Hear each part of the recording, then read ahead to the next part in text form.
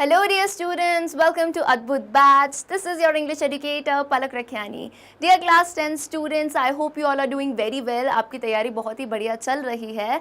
तो आज का सेशन में जैसे आप लोग आए हैं देख पा रहे होंगे हम क्या सॉल्व करेंगे. So as you can see our chapter number A Letter to God यानी हमारा जो ये लेसन है A Letter to God इसका explanation and summary we have already done. Now it is time to do the most important thing NCERT solutions यानी आपके NCERT में जितने भी क्वेश्चंस दिए हैं इन बिटवीन द लाइंस हो गए एक्सरसाइजेस हो गई वो सब हम साथ में मिलके सॉल्व करेंगे ताकि हम एग्जाम में बहुत ही अच्छे मार्क्स स्कोर कर पाएँ. So with me what you have to do you have to take out your NCERT books keep them with you and वही हमारी जो नोटबुक हम मेंटेन कर रहे हैं उसे हम साथ में रखेंगे ताकि पलक मैम आपको जो भी आंसर्स बता रही हैं आप उन्हें नोट डाउन करें which will surely help you in your examinations. So देरी किस बात की है, let's begin with the class. NCERT solutions पहले भी बता चुकी हूँ, फिर से बता देती हूँ कि बहुत इंपॉर्टेंट होते हैं because what happens is we usually understand the chapter. हम जो है हमारा लेसन समझ जाते हैं, कहानी समझ जाते हैं, समरी भी अच्छे से पता चल जाती है. बट मेन पॉइंट क्या होता है, एग्जाम में आपको कभी भी पूरा लेसन लिखने को नहीं देते. You all know it right.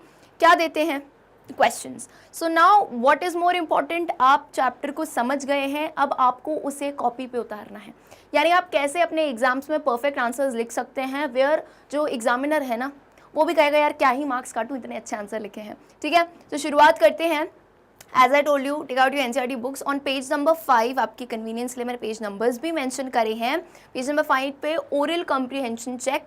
Oral is basically आपको अब जिन स्कूल्स में ऐसा होता हो कि ओरली आपसे कोई क्वेश्चन पूछे जाए, अदरवाइज मैं आपको एक आइडिया दे देती हूँ. इन टाइप के क्वेश्चन यूजुअली आपको 1 मार्क यानी 1 मार्क क्वेश्चन होते हैं ना, जहाँ पे आपको क्वेश्चन पूछा और आपको यूजुअली कुछ लाइन में यानी 1 से 2 लाइन में आपको आंसर देना है. तो ये उन टाइप के क्वेश्चंस हैं, वेरी इंपॉर्टेंट क्योंकि यहाँ पे आप आराम से जो है 1-1 मार्क उठा सकते हो. चलिए क्वेश्चन नंबर 1 रीड करते हैं. What did Lencho hope for. So सबसे पहला स्टेप क्या होगा, I will teach you. Look I am an English teacher but doesn't mean कि मैं सिर्फ आपको इंग्लिश का कॉन्सेप्ट पढ़ा रही हूँ. यहाँ पे आपको आंसर देना भी सिखाऊंगी मैं कि किस तरह से आप ऐसे आंसर दो. देखो नॉलेज तो इंपॉर्टेंट है लेकिन इस नॉलेज को सही तरीके से यूज़ करना ताकि हमारे मार्क्स भी सही आ सके, है ना. That is also important. So what you will do when you will read the questions, don't hurry up. आराम से क्वेश्चन को पढ़ो, समझो, because once you will understand answer लिखने में टाइम ही नहीं लगेगा, है कि नहीं. चलो number 1, what did Lencho hope for. यानी लेंचो, याद कीजिए हमारी जो स्टोरी है उसका मेन कैरेक्टर है लेंचो. तो what did he hope for. Hope का मतलब आई होप सबको पता ही होगा, है ना. आई होप सबको पता है क्या है, उम्मीद.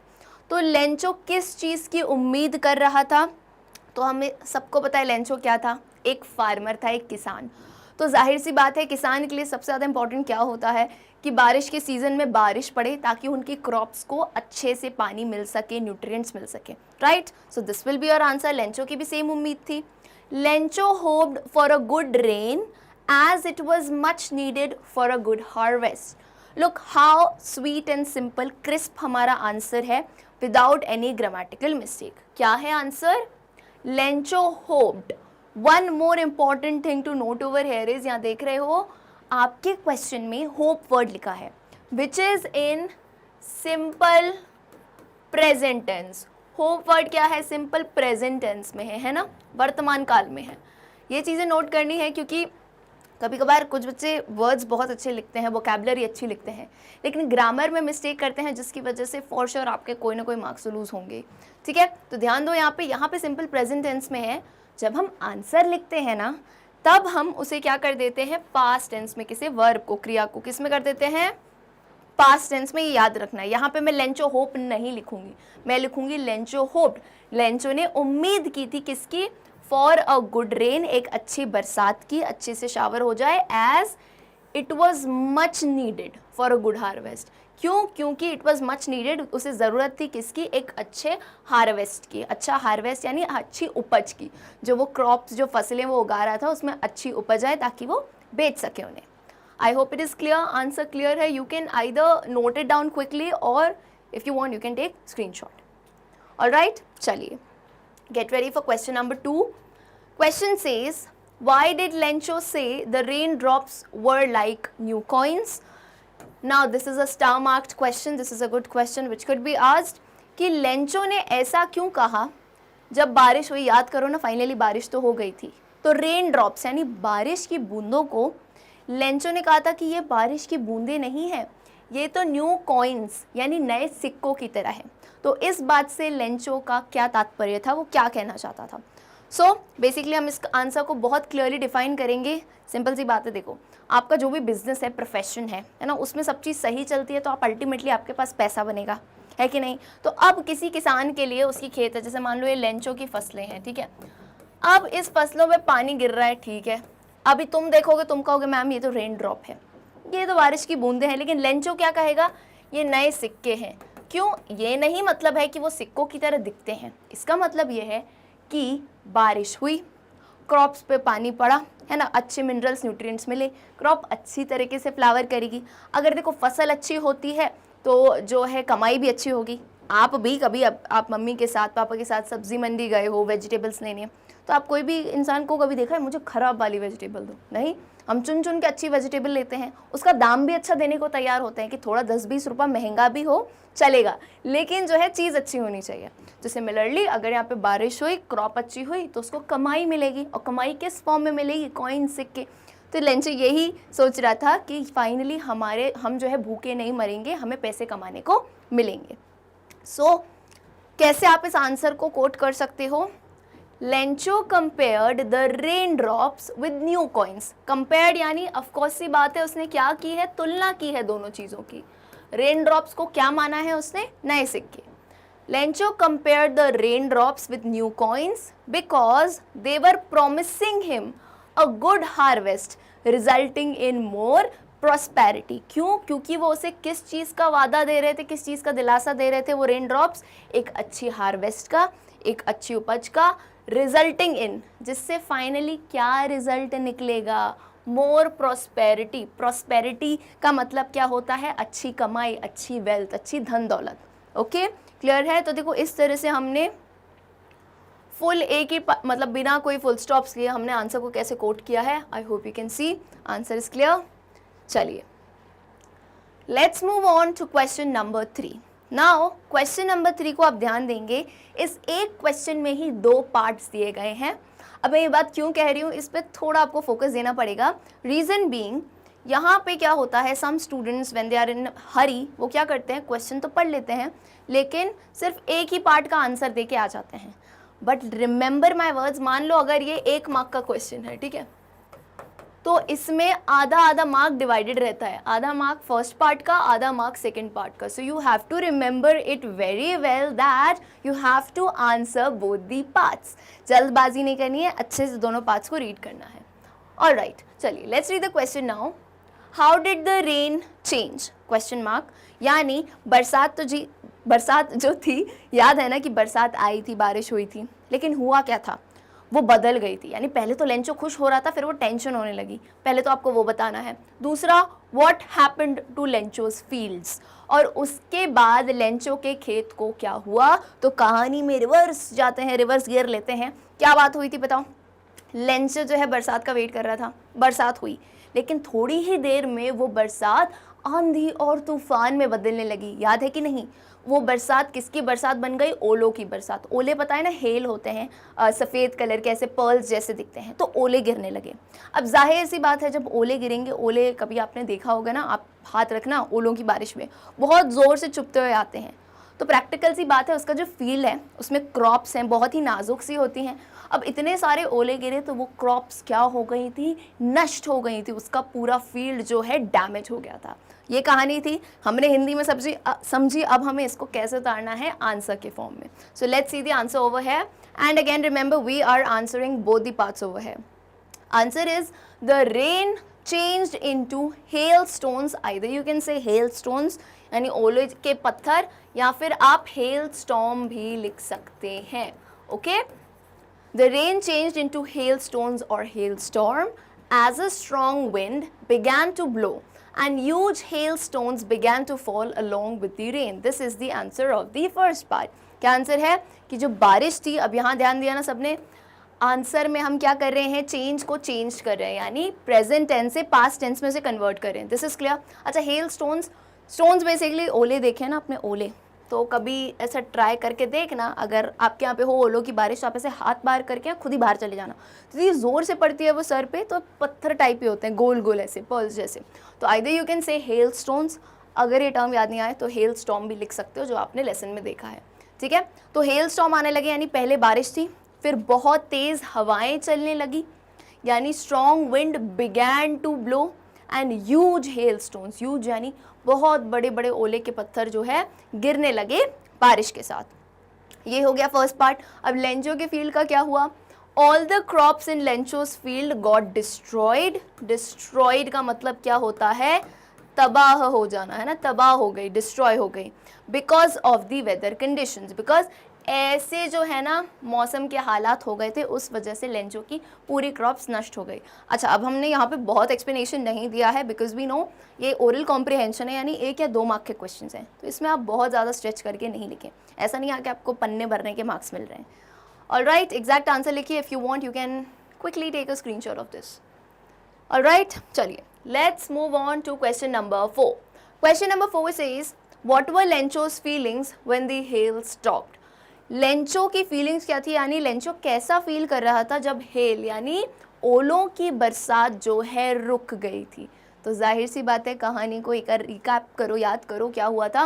लेंचो बहुत ही ज़्यादा निराश हो गया था, नाराज़ हो गया था, उदास यानी सब हो गया था बेसिकली। क्यों? क्योंकि उसको ये उम्मीद थी कि भाई बारिश होगी, अच्छे से मेरे फील्ड ग्रो करेंगे, लेकिन हुआ क्या? वो बारिश तो आंधी और तूफान में बदल गई। ठीक है, तो इस तरह से हम आंसर को कोट करेंगे। Lencho was filled with grief. Now again you guys are in class 10th, तो आप कोशिश करें कि आप वही सेकंड क्लास थर्ड क्लास वाले बच्चों के क्वेश्चन वर्ड यूज़ ना करें। जैसे हम क्या कहेंगे? Lencho was sad. अब सैड गलत नहीं है, मैं ये नहीं कह रही गलत नहीं है, but what is the main purpose? आप पर्यायवाची यूज़ करो ना, सिनोनिम्स, थोड़े और अच्छे शब्द, सो दैट जो आपकी कॉपी चेक करेगा उसे भी लगेगा कि बच्चा क्लास 10th में है, उसने अच्छे से पढ़ाई की है, ठीक है, उसकी इंग्लिश अच्छी है। तो Lencho was filled with grief. Grief यानी मतलब क्या होता है? उदासी। सैडनेस को ही हम ग्रीफ कहते हैं। Filled with grief after the hail stopped as everything was ruined and there was nothing that he could feed his family with. He could see a bleak future for him and his family. यानी क्या मतलब हुआ? पहली चीज़ तो Lencho बहुत ही उदासी से भर गया था जब जो है ओलों की बरसात रुकी। Because everything was ruined. Ruin word is a good word, आप इसे यूज़ कर सकते हैं। ruin का मतलब होता है पूरी चीज़ नष्ट हो गई थी, तबाह हो गई थी, या फिर आप कह सकते हैं खराब हो गई थी। तो डिस्ट्रॉयड और डैमेज की जगह आप ruin भी यूज़ कर सकते हैं। ठीक है, कभी कभार ऐसा सिचुएशन आती है एक ही आंसर में आपको वही शब्द कहना है, बर्बाद शब्द तुम्हें कहना है बार बार एक ही आंसर में, तो आप क्या यूज़ करते हैं? इसी टाइम पे पर्यायवाची यानी सिनोनिम्स यूज़ करते हैं। तो आप ruined यूज़ कर सकते हो, डिस्ट्रॉयड यूज़ कर सकते हो, डैमेज यूज़ कर सकते हो। Alright, these are a few words which you can use over here. ठीक, तो लेंचो क्या था? उदास हो गया था क्योंकि उसका सब कुछ तबाह हो गया था, वो सारी उम्मीदें अपने फील्ड से ही लगा के रखी थी। And there was nothing that he could feed his family with. या देखो, इंसान की सबसे जो घर की रिस्पॉन्सिबिलिटी जिन पे होती है, उनको सबसे पहली चीज़ होती है मैं अपनी फैमिली को किससे फीड करूँगा। फीड यानी खाने पीने को कैसे आएगा, क्योंकि अगर क्रॉप सही नहीं होंगी बेच नहीं पाएंगे, बेचेंगे नहीं पैसा नहीं आएगा, एंड पैसा नहीं तो खाना तो कैसे ही मिलेगा। सो वो उसी टेंशन में था कि उसके जो है वाइफ है, उनके बच्चे हैं, वो कैसे पलेंगे। He could see a bleak future for him and his family. तो यहाँ पे bleak future का मतलब क्या है? जैसे हम कहते हैं ना कि हमारा सब कुछ तबाह हो गया, सब कुछ नष्ट हो गया, तो हमारा भविष्य कैसा दिख रहा है? बिल्कुल खाली सा, बिल्कुल अंधेरा सा, बर्बाद सा, कि क्या करेंगे आगे, है ना। तो ऐसा वो उसके दिमाग में इतने सारे ऐसे ख्याल आ गए थे। Alright, so this is how you can quote the answer. If you want, you can quickly take a screenshot of this. Alright, चलिए। Now moving on to next page, page number 6 पे भी आप देख सकते हैं अगेन ओरल कॉम्प्रिहेंशन के कुछ questions आपके साथ हैं। फटाफट से पढ़ते हैं क्वेश्चन 1। इसमें भी 2 पार्ट्स हैं as you can see. The question says who or what did Lencho have faith in, what did he do. Now this is a good question, क्योंकि हमारी पूरी जो स्टोरी है यहाँ पे फेथ के ऊपर है, भरोसे के ऊपर है। तो आपको बताना है लेंचो को किसके ऊपर भरोसा था और उसने फिर क्या किया आगे। अब फील्ड तो नष्ट हो गया, उसके आगे के स्टेप्स क्या थे। सो वी ऑल नो उसे किस पे भरोसा था? गॉड पे भरोसा था। तो यही कहानी हम पूरी लिखेंगे। आइए फटाफट से एक बार आंसर पूरा रीड करते हैं, देन मैं आपको लाइन टू लाइन समझाती हूँ। Alright, Lencho had firm faith in God. He believed that God sees everything, even when what is deep in one's conscience, and help everyone in one's problems. He wrote a letter to God demanding him 100 pesos to sow his field again. यानी ये हमारा पूरा answer है. अब हम एक एक करके लाइन समझते हैं. Lencho had firm. फर्म का मतलब यहाँ पे होता है दृढ़, एकदम स्ट्रॉन्ग. तो लेंचो को किस पे फेथ था, किस पे एकदम दृढ़ भरोसा था, एकदम पूरा भरोसा था, स्ट्रॉन्ग भरोसा. किस पे था? गॉड पे था. ही बिलीव्ड, वो क्या भरोसा रखता था? दैट गॉड सीज एवरीथिंग, कि गॉड जिनमें वो मानता है वो सब देखते हैं, हमारे दुख सुख, हमारी परेशानियाँ. And even what is deep in one's conscience. One's conscience, conscience का मतलब बेसिकली यहाँ पे क्या होता है? अंतरात्मा की आवाज़ जो आती है. देखो कभी कभार ऐसा होता है ना, हमारे लाइफ में हम कोई डिसीजन लेते हैं या मन ही मन कुछ सोचते हैं, तो हम अपनी अंतरात्मा से बात करते हैं. तो सिमिलरली लेंचो कहता है कि गॉड वो भी देख लेते हैं कि हम अपने अंतरात्मा में क्या सोच रहे हैं. And help everyone in one's problem. And दुनिया में लोगों की वो मदद ज़रूर करते हैं. अब उसका निमित्त कोई भी बन सकता है ना, निमित्त बन के कोई भी आ सकता है, लेकिन वो ज़रूर मदद करते हैं या परेशानी से बाहर निकालने का हल ज़रूर देते हैं. तो इसी कारण से अब इसने इसी फेथ की वजह से लेंचो ने क्या किया? He wrote a letter to God. उसने भगवान को खत लिख दिया. देखो राइट यानी लिखने का पास्ट टेंस क्या होता है? RWROT, wrote. So he wrote a letter to God demanding him 100 pesos.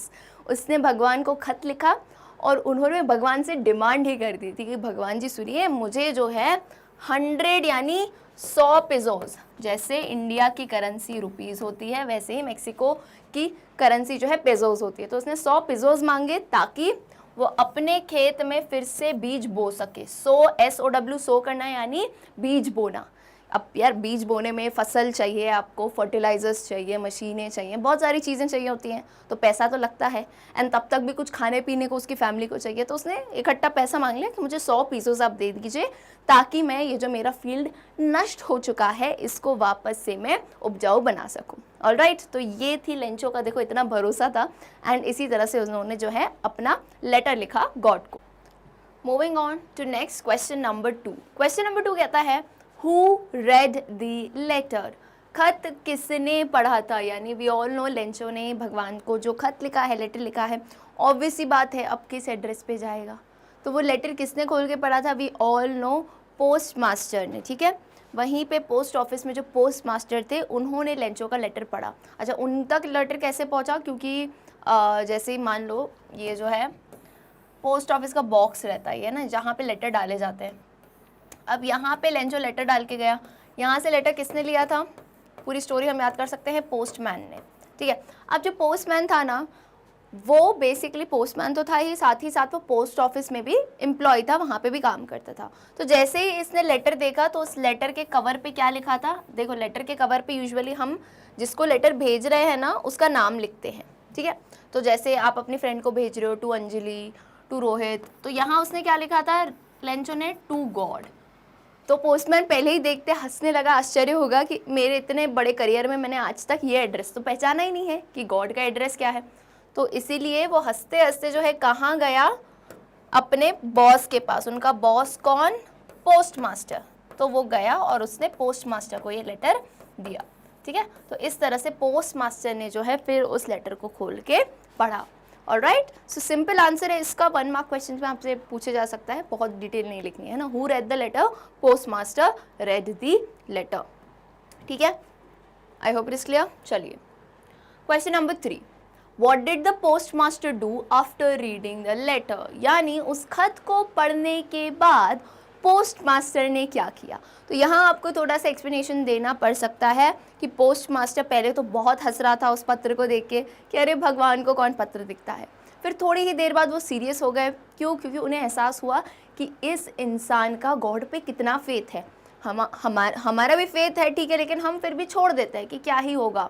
लेकिन लेंचो का इतना भरोसा था कि उसने गॉड को लेटर ही लिख दिया. He was very firm. उसको इतना फेथ था कि गॉड मेरी मदद ज़रूर करेंगे. तो इसके बाद जो है पोस्ट मास्टर ने क्या सोचा कि मैं लेंचो का भरोसा नहीं टूटने दूंगा और जो है मैं उसकी मदद करूंगा.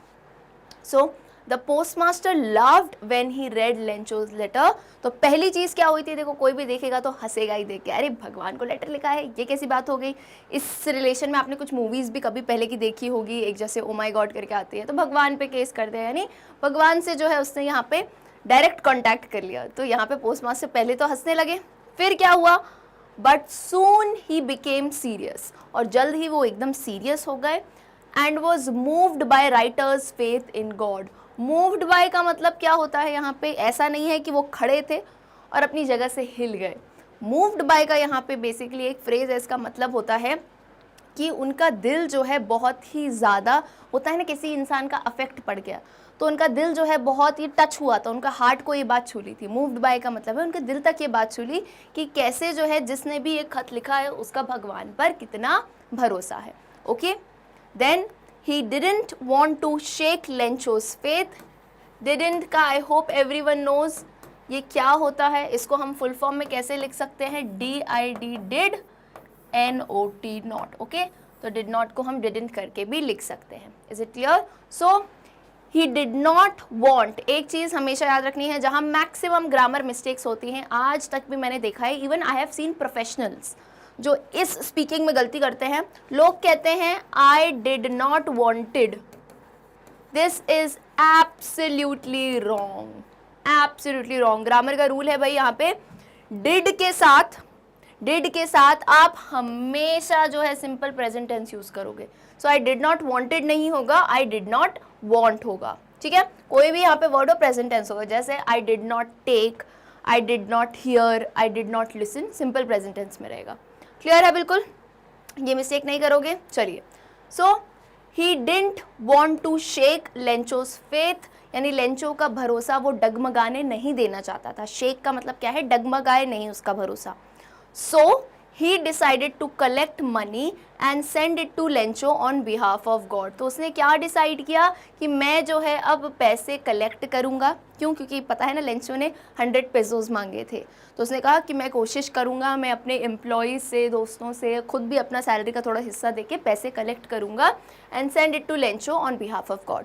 एंड भगवान के बिहाफ पे है ना, किसी के बिहाफ पे हम किसी को चीज़ बेचते हैं ना, तो भगवान के नाम पे मैं जो है उसे ये मनी भेज दूँगा। तो ये था पोस्ट मास्टर ने क्या किया लेटर पढ़ने के बाद।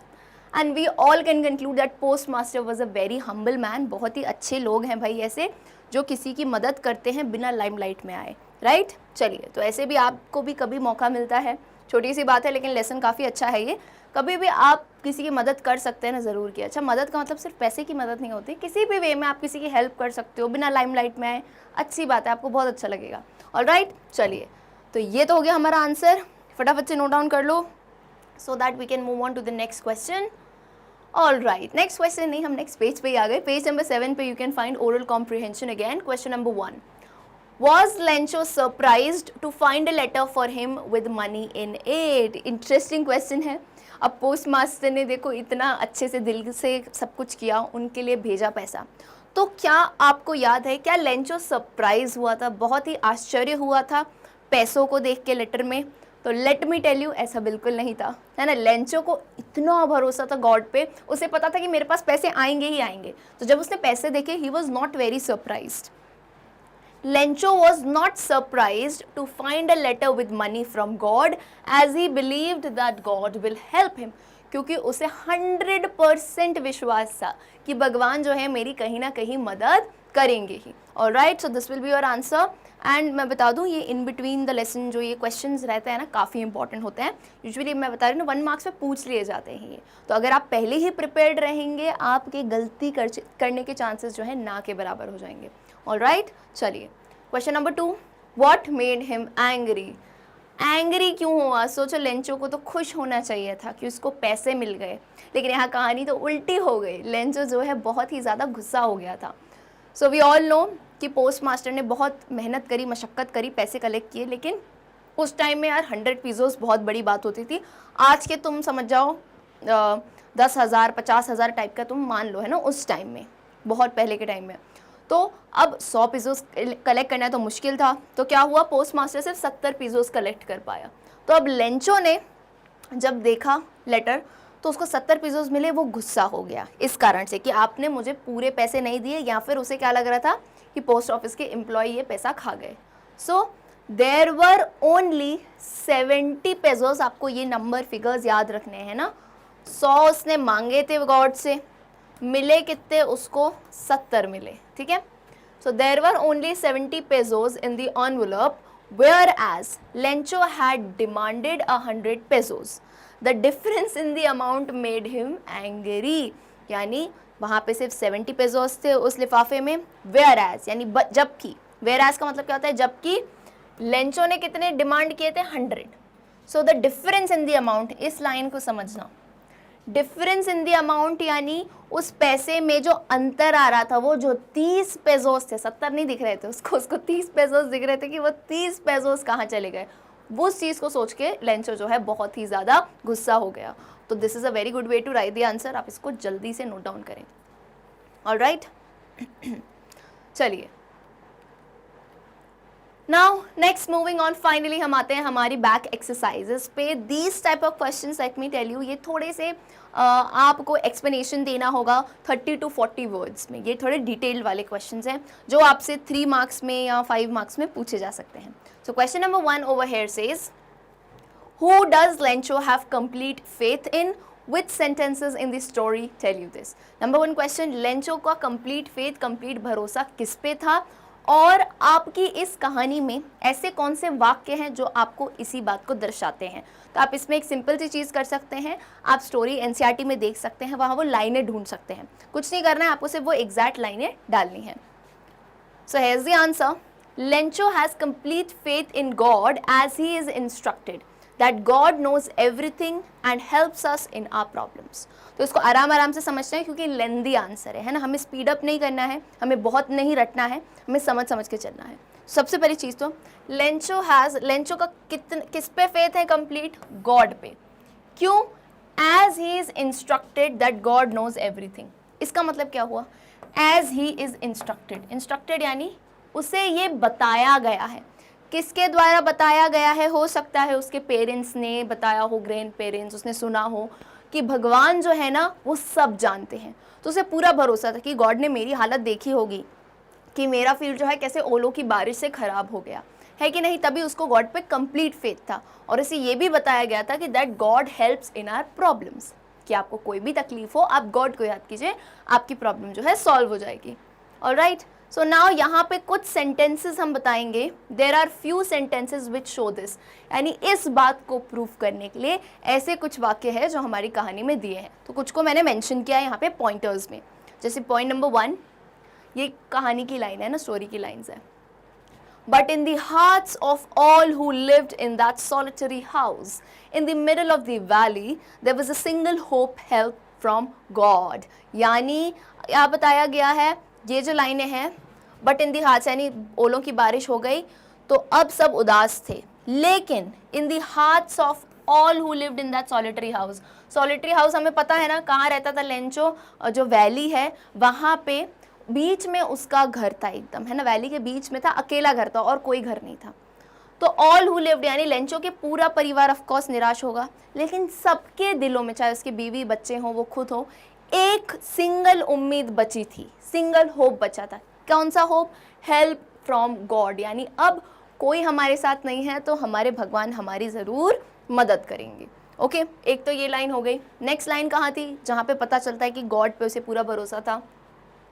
All through the night Lencho thought only of his one hope, the help of God, whose eyes, as he had been instructed, see everything, even what is in deep of one's conscience। यानी पूरी रात भर, यानी जिस दिन ओलों की बारिश हुई थी रात भर तो ऑफकोर्स उसे नींद नहीं आई, उसके दिमाग में सिर्फ एक ही चीज़ चल रही थी, भगवान जी से मदद, जिनकी आंखें, जैसा उसे बताया गया था कि जिनकी आंखें सब कुछ देखती हैं। क्या देखती हैं, even what is deep in one's conscience. Conscience का मतलब क्या होता है, परमात्मा की आवाज़, अंदर जो आपके अंतरात्मा से आवाज़ आती है ना, भगवान वो भी समझ पाते हैं कि आप क्या सोच रहे हो, क्या कर रहे हो। तो ये था लेंचो का एक और पॉइंट जहाँ पे वो भगवान पे भरोसा करता था।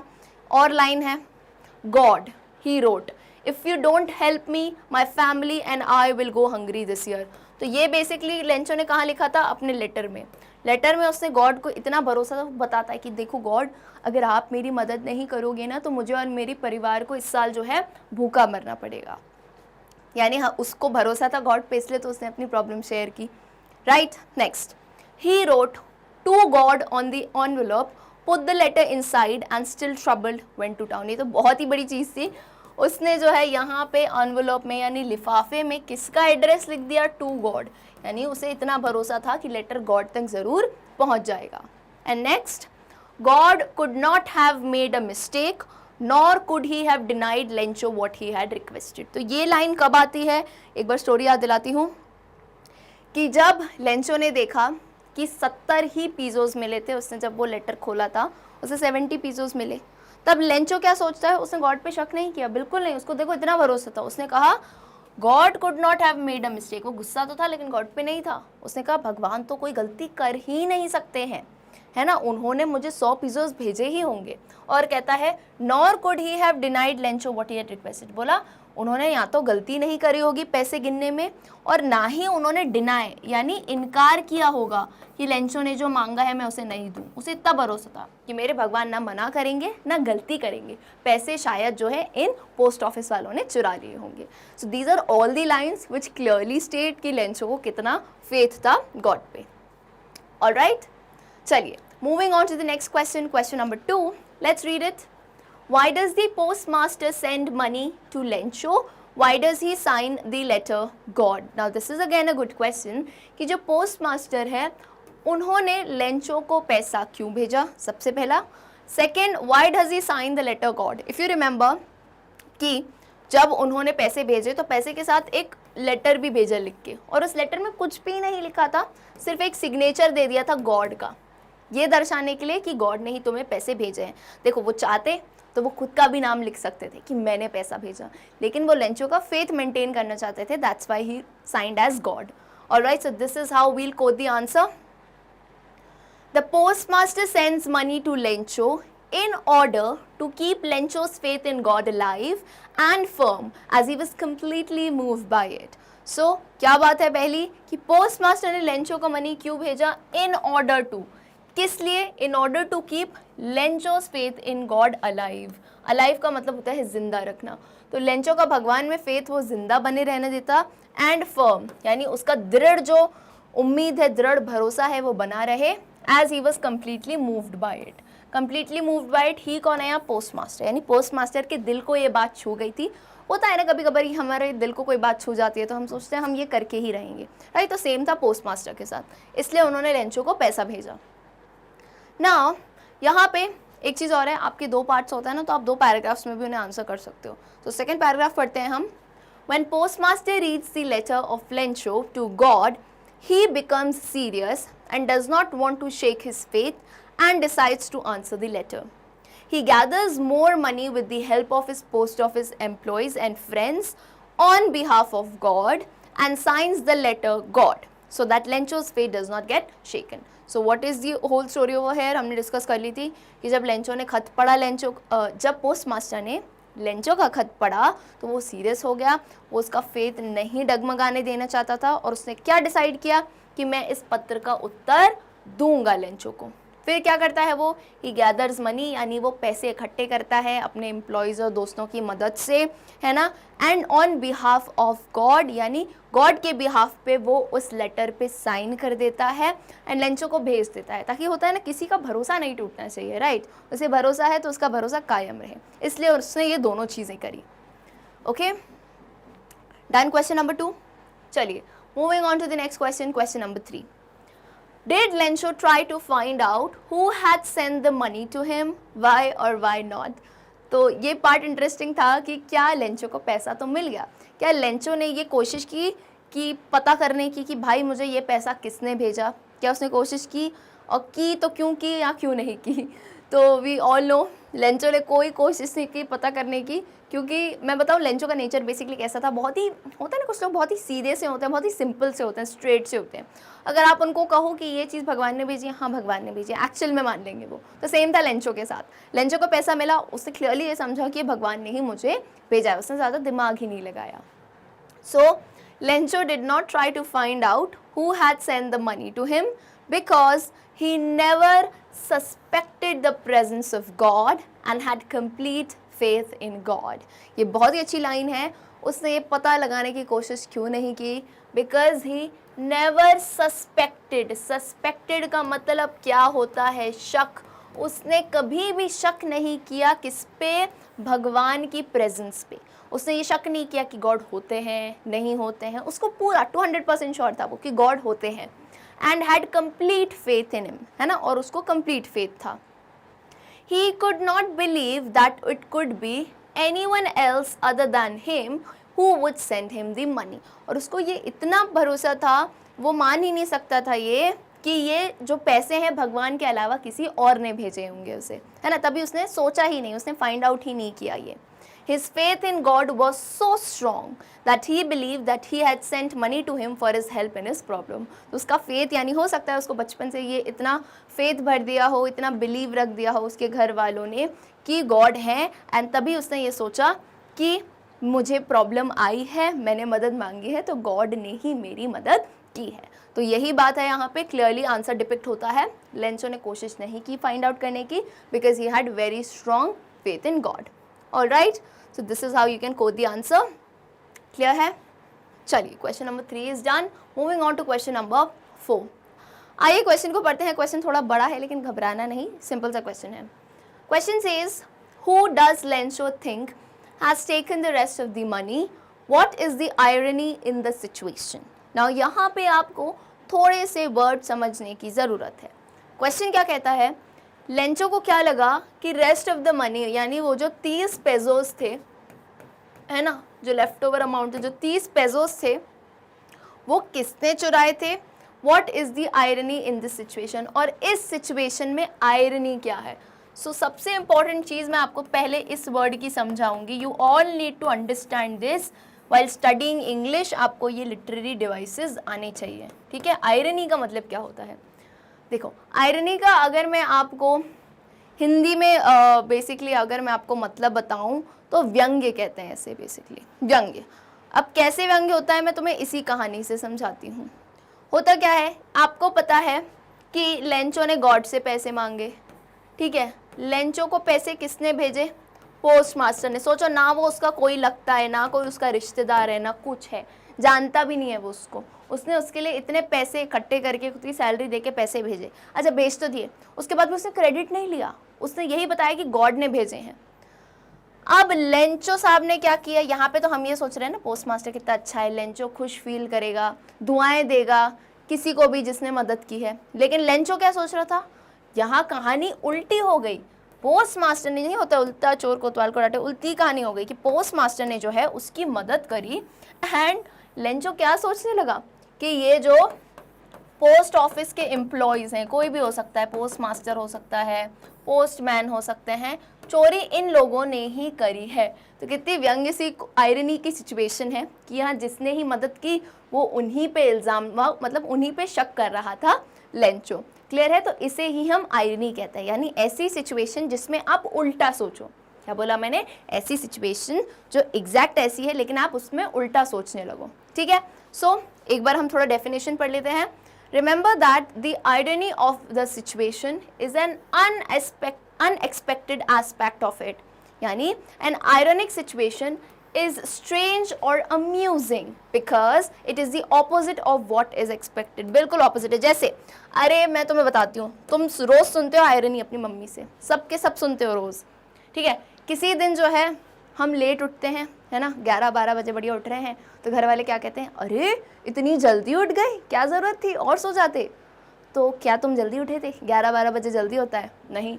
तुम्हें भी पता है तो मम्मी क्या कर रही हैं? ताने मार रही हैं. जो तुमने किया है उससे उल्टा बोल रही हैं, है कि नहीं? तो इसे ही कहते हैं इंग्लिश में irony.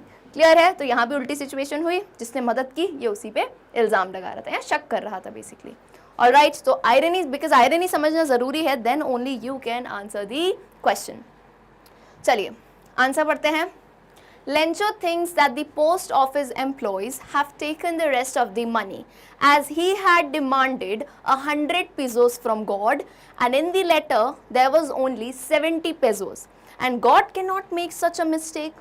So he assumes that they have stolen the money. क्या सीन है भाई, उसको ये लगा कि पोस्ट ऑफिस एम्प्लॉयज ने पैसा लिया था. क्यों उसे ऐसा लगा था? क्योंकि उसे भगवान पे इतना भरोसा था कि मेरे गॉड तो कोई गलती नहीं करेंगे, है ना. उन्होंने कोई गलती नहीं की, उन्होंने तो 100 पीसेस भेजे ही थे. तो अब फाइनली होता है ना, हमें और कोई सबूत नहीं मिलता है तो हम ऐसा मान लेते हैं. अज्यूम करना, यानी उसने यही मान लिया कि पोस्ट ऑफिस के एम्प्लॉय ने पैसा चुरा लिया होगा. नाउ आयरनी बतानी है आपको. The irony in this situation is that Lencho suspects those people who helped him in his problem and tried to keep his faith alive in God. यानी क्या आयरनी थी, लेंचो ने सस्पेक्ट यानी उन्हीं लोगों पे शक कर लिया जिन लोगों ने उसकी इतनी मदद की, पैसे भिजवाए और उसका भगवान पे भरोसा कायम रहने दिया. So this was the irony. All right, I hope you all will remember irony from now. चलिए, if the answer has been noted, so that we can move on to the next question. Next question is a bit interesting. इसमें आपको थोड़ा समझना पड़ेगा concept. What is there? आपको यहाँ पे एक बॉक्स दिया है, ठीक है, आप देख सकते हैं. बॉक्स में आपको कुछ वर्ड्स दिए गए हैं, जैसे ग्रीडी है, नाइव है, stupid, ungrateful, selfish, comical, unquestioning. ठीक है, ये कुछ वर्ड्स दिए हैं. आपको क्या करना है, इसमें से अप्रोप्रिएट वर्ड सेलेक्ट करने हैं और क्या करना है, लेंचो की पर्सनालिटी को डिस्क्राइब करना है कि लेंचो किस टाइप का इंसान था. लेकिन कैसे करोगे, इन वर्ड्स को चूज करके, इनमें से कोई वर्ड्स लेके. So let's read the question. Are there people like Lencho in the real world? ये तो आप लोग ही बता सकते हो. आपका किसी से पाला पड़ा है ऐसे इंसान से जो लेंचो की तरह हो. Now what kind of a person would you से ही इज? आप क्या कहोगे, लेंचो किस टाइप का इंसान था? मतलब मेरे हिसाब से तो मुझे ये लगता है कि वो बहुत ही, बोलते हैं ना, एकदम सिंपल लोग होते हैं, सिंपल काइंड हार्टेड. मतलब उसको पता ही नहीं है, इतना सिंपल था, उसको इतना भी ध्यान नहीं था कि गॉड कैसे पैसे भेजेंगे, है ना. कोई निमित्त ही भेजेगा उनके थ्रू, गॉड एक्चुअल में कैसे पैसे भेजेंगे. तो वो इतना सिंपल, एकदम ना सरल इंसान था कि उसने वो भी नहीं सोचा, है ना. उसको लेटर आया तो वो यही समझा कि गॉड से लेटर आया है, राइट. तो मैं कह सकती हूँ सिंपल टाइप का वो एक काफ़ी इंसान था. सो यहाँ पे अच्छा आपको वर्ड्स की एक बार फटाफट मीनिंग बता देती हूँ, है ना. मीनिंग समझोगे तो लिख पाओगे. पहला है ग्रीडी. ग्रीडी होता है लालची इंसान, ठीक है. नाइव, ये वर्ड आपके लिए न्यू होगा आई थिंक. नाइव का मतलब होता है सरल इंसान एकदम, है ना, सिंपल टाइप का. स्टूपिड तो पता ही है, बेवकूफ़. अनग्रेटफुल यानी किसी भी चीज़ पे आपको वो नहीं, एहसान फरामोश, कोई तुमको कुछ कर देता है तुम्हारे लिए तो तुम अनग्रेटफुल रहते हो फिर भी, है ना. सेल्फिश मतलब भी होता है कॉमिकल, फनी. अनक्वेश्चनिंग यानी जिसपे कोई भी निसंदेह, कोई संदेह नहीं कर पाए ना, अनक्वेश्चनिंग. ऑलराइट, क्लियर है. तो अब यहाँ पे मैंने अपनी तरफ से तो आंसर दिया है. इफ़ यू वांट, आपको क्या लगता है लेंचो कैसा था, आप अपने हिसाब से भी लिख सकते हैं. चलिए. It is almost impossible to find a person like Lencho, as he is an unquestioning and naive kind of person. यानी रियल वर्ल्ड में लेंचो जैसा इंसान पाना बहुत मुश्किल है. क्यों? क्योंकि उसका जो गॉड में फेथ था ना, वो कहीं नहीं मिलेगा. अच्छा, तुम कहते हो कि तुम्हारा भी, मैम हमारा भी गॉड में फेथ है, बिल्कुल फेथ है, तो मुझे बताओ कभी टेंशन करते हो? टेंशन होती है? बोलो मैम टेंशन कैसे नहीं होगी. तो जो इंसान टेंशन करता है उसका गॉड में फेथ कैसे ही होगा भाई. गॉड में फेथ का मतलब क्या है, तुम्हें 100% भरोसा है, you know everything will be fine ना कोई अपनी चीज़ पे हो जाएगी. तो टेंशन करना ही क्यों, जब हमारे उससे तो कुछ हो नहीं पाएगा, है ना. हम तो सिर्फ अपना काम कर सकते हैं. तो सेम चीज़ यहाँ है भाई, रियल वर्ल्ड में ऐसा इंसान ढूंढने पे मिल जाएगा, लेकिन मुश्किल है, राइट. क्यों? क्योंकि लेंचो कैसा था, and unquestioning and naive kind of person. ये परफेक्ट मुझे दो वर्ड लगे लेंचो के लिए. अनक्वेश्चनिंग यानी कि वो भगवान पे कोई भी शक नहीं कर रहा था, उसका जो फेथ था वो बिल्कुल ही दृढ़ था. एंड नाइव, नाइव का मैंने आपको मतलब बता दिया, आप चाहो तो लिख सकते हो, एकदम सिंपल टाइप ऑफ पर्सन, है ना. सिंपल और एकदम ऑनेस्ट टाइप का इंसान जो होता है ना, उसे हम नाइव कहते हैं. तो लेंचो भी ऐसा ही था, एकदम सिंपल था, एकदम ऑनेस्ट था. उसने गॉड को ऑनेस्ट चीज़ें लिख दी, है ना, कि जो उसकी प्रॉब्लम थी वो बता दी, right. He is not stupid if he doesn't know who has sent him money or a letter will reach God without any address. It is Lencho's faith in God. In real world, people are selfish and greedy, and Lencho is totally lovable and different. तो basically यहाँ कहने का मतलब ये है कि भाई Lencho को इतना कहीं ना कहीं पता होगा कि गॉड का एड्रेस है या नहीं, गॉड तक कैसे जाएगा, बट उसका भरोसा ही सब कुछ था. ऐसा नहीं कहूँगी वो बेवकूफ़ टाइप का इंसान था, क्योंकि यार वो इतना बड़ा फील्ड संभालता था, उसको पूरे टाइम किसान था, वो रहता था फील्ड में, फिर भी उसको लिखना पढ़ना अच्छे से आता था, तो he was a smart man, ऐसी बात नहीं है, लेकिन उसका भरोसा बहुत था गॉड पे, उसका फेथ बहुत था। तो इस टाइप का इंसान तो मिलेगा ही नहीं हमें दुनिया में, राइट। रियल वर्ल्ड में लोग ज़्यादातर कैसे होते हैं, कहीं ना कहीं देखो सेल्फिश होते हैं, कहीं ना कहीं हम भी सेल्फिश होते हैं, राइट। अपने मतलब से चीज़ें कुछ ना कुछ करते ही हैं, लोग सेल्फिश होते हैं, ग्रीडी यानी लालची होते हैं पैसों के लिए, राइट। एंड लेंचो क्या है, टोटली लवेबल है, एंड इन बाकी सबसे काफ़ी अलग है, alright. So these are a few ways we can define it, if you want आप अपनी तरफ से भी थोड़ा इसमें ऐड ऑन कर सकते हैं।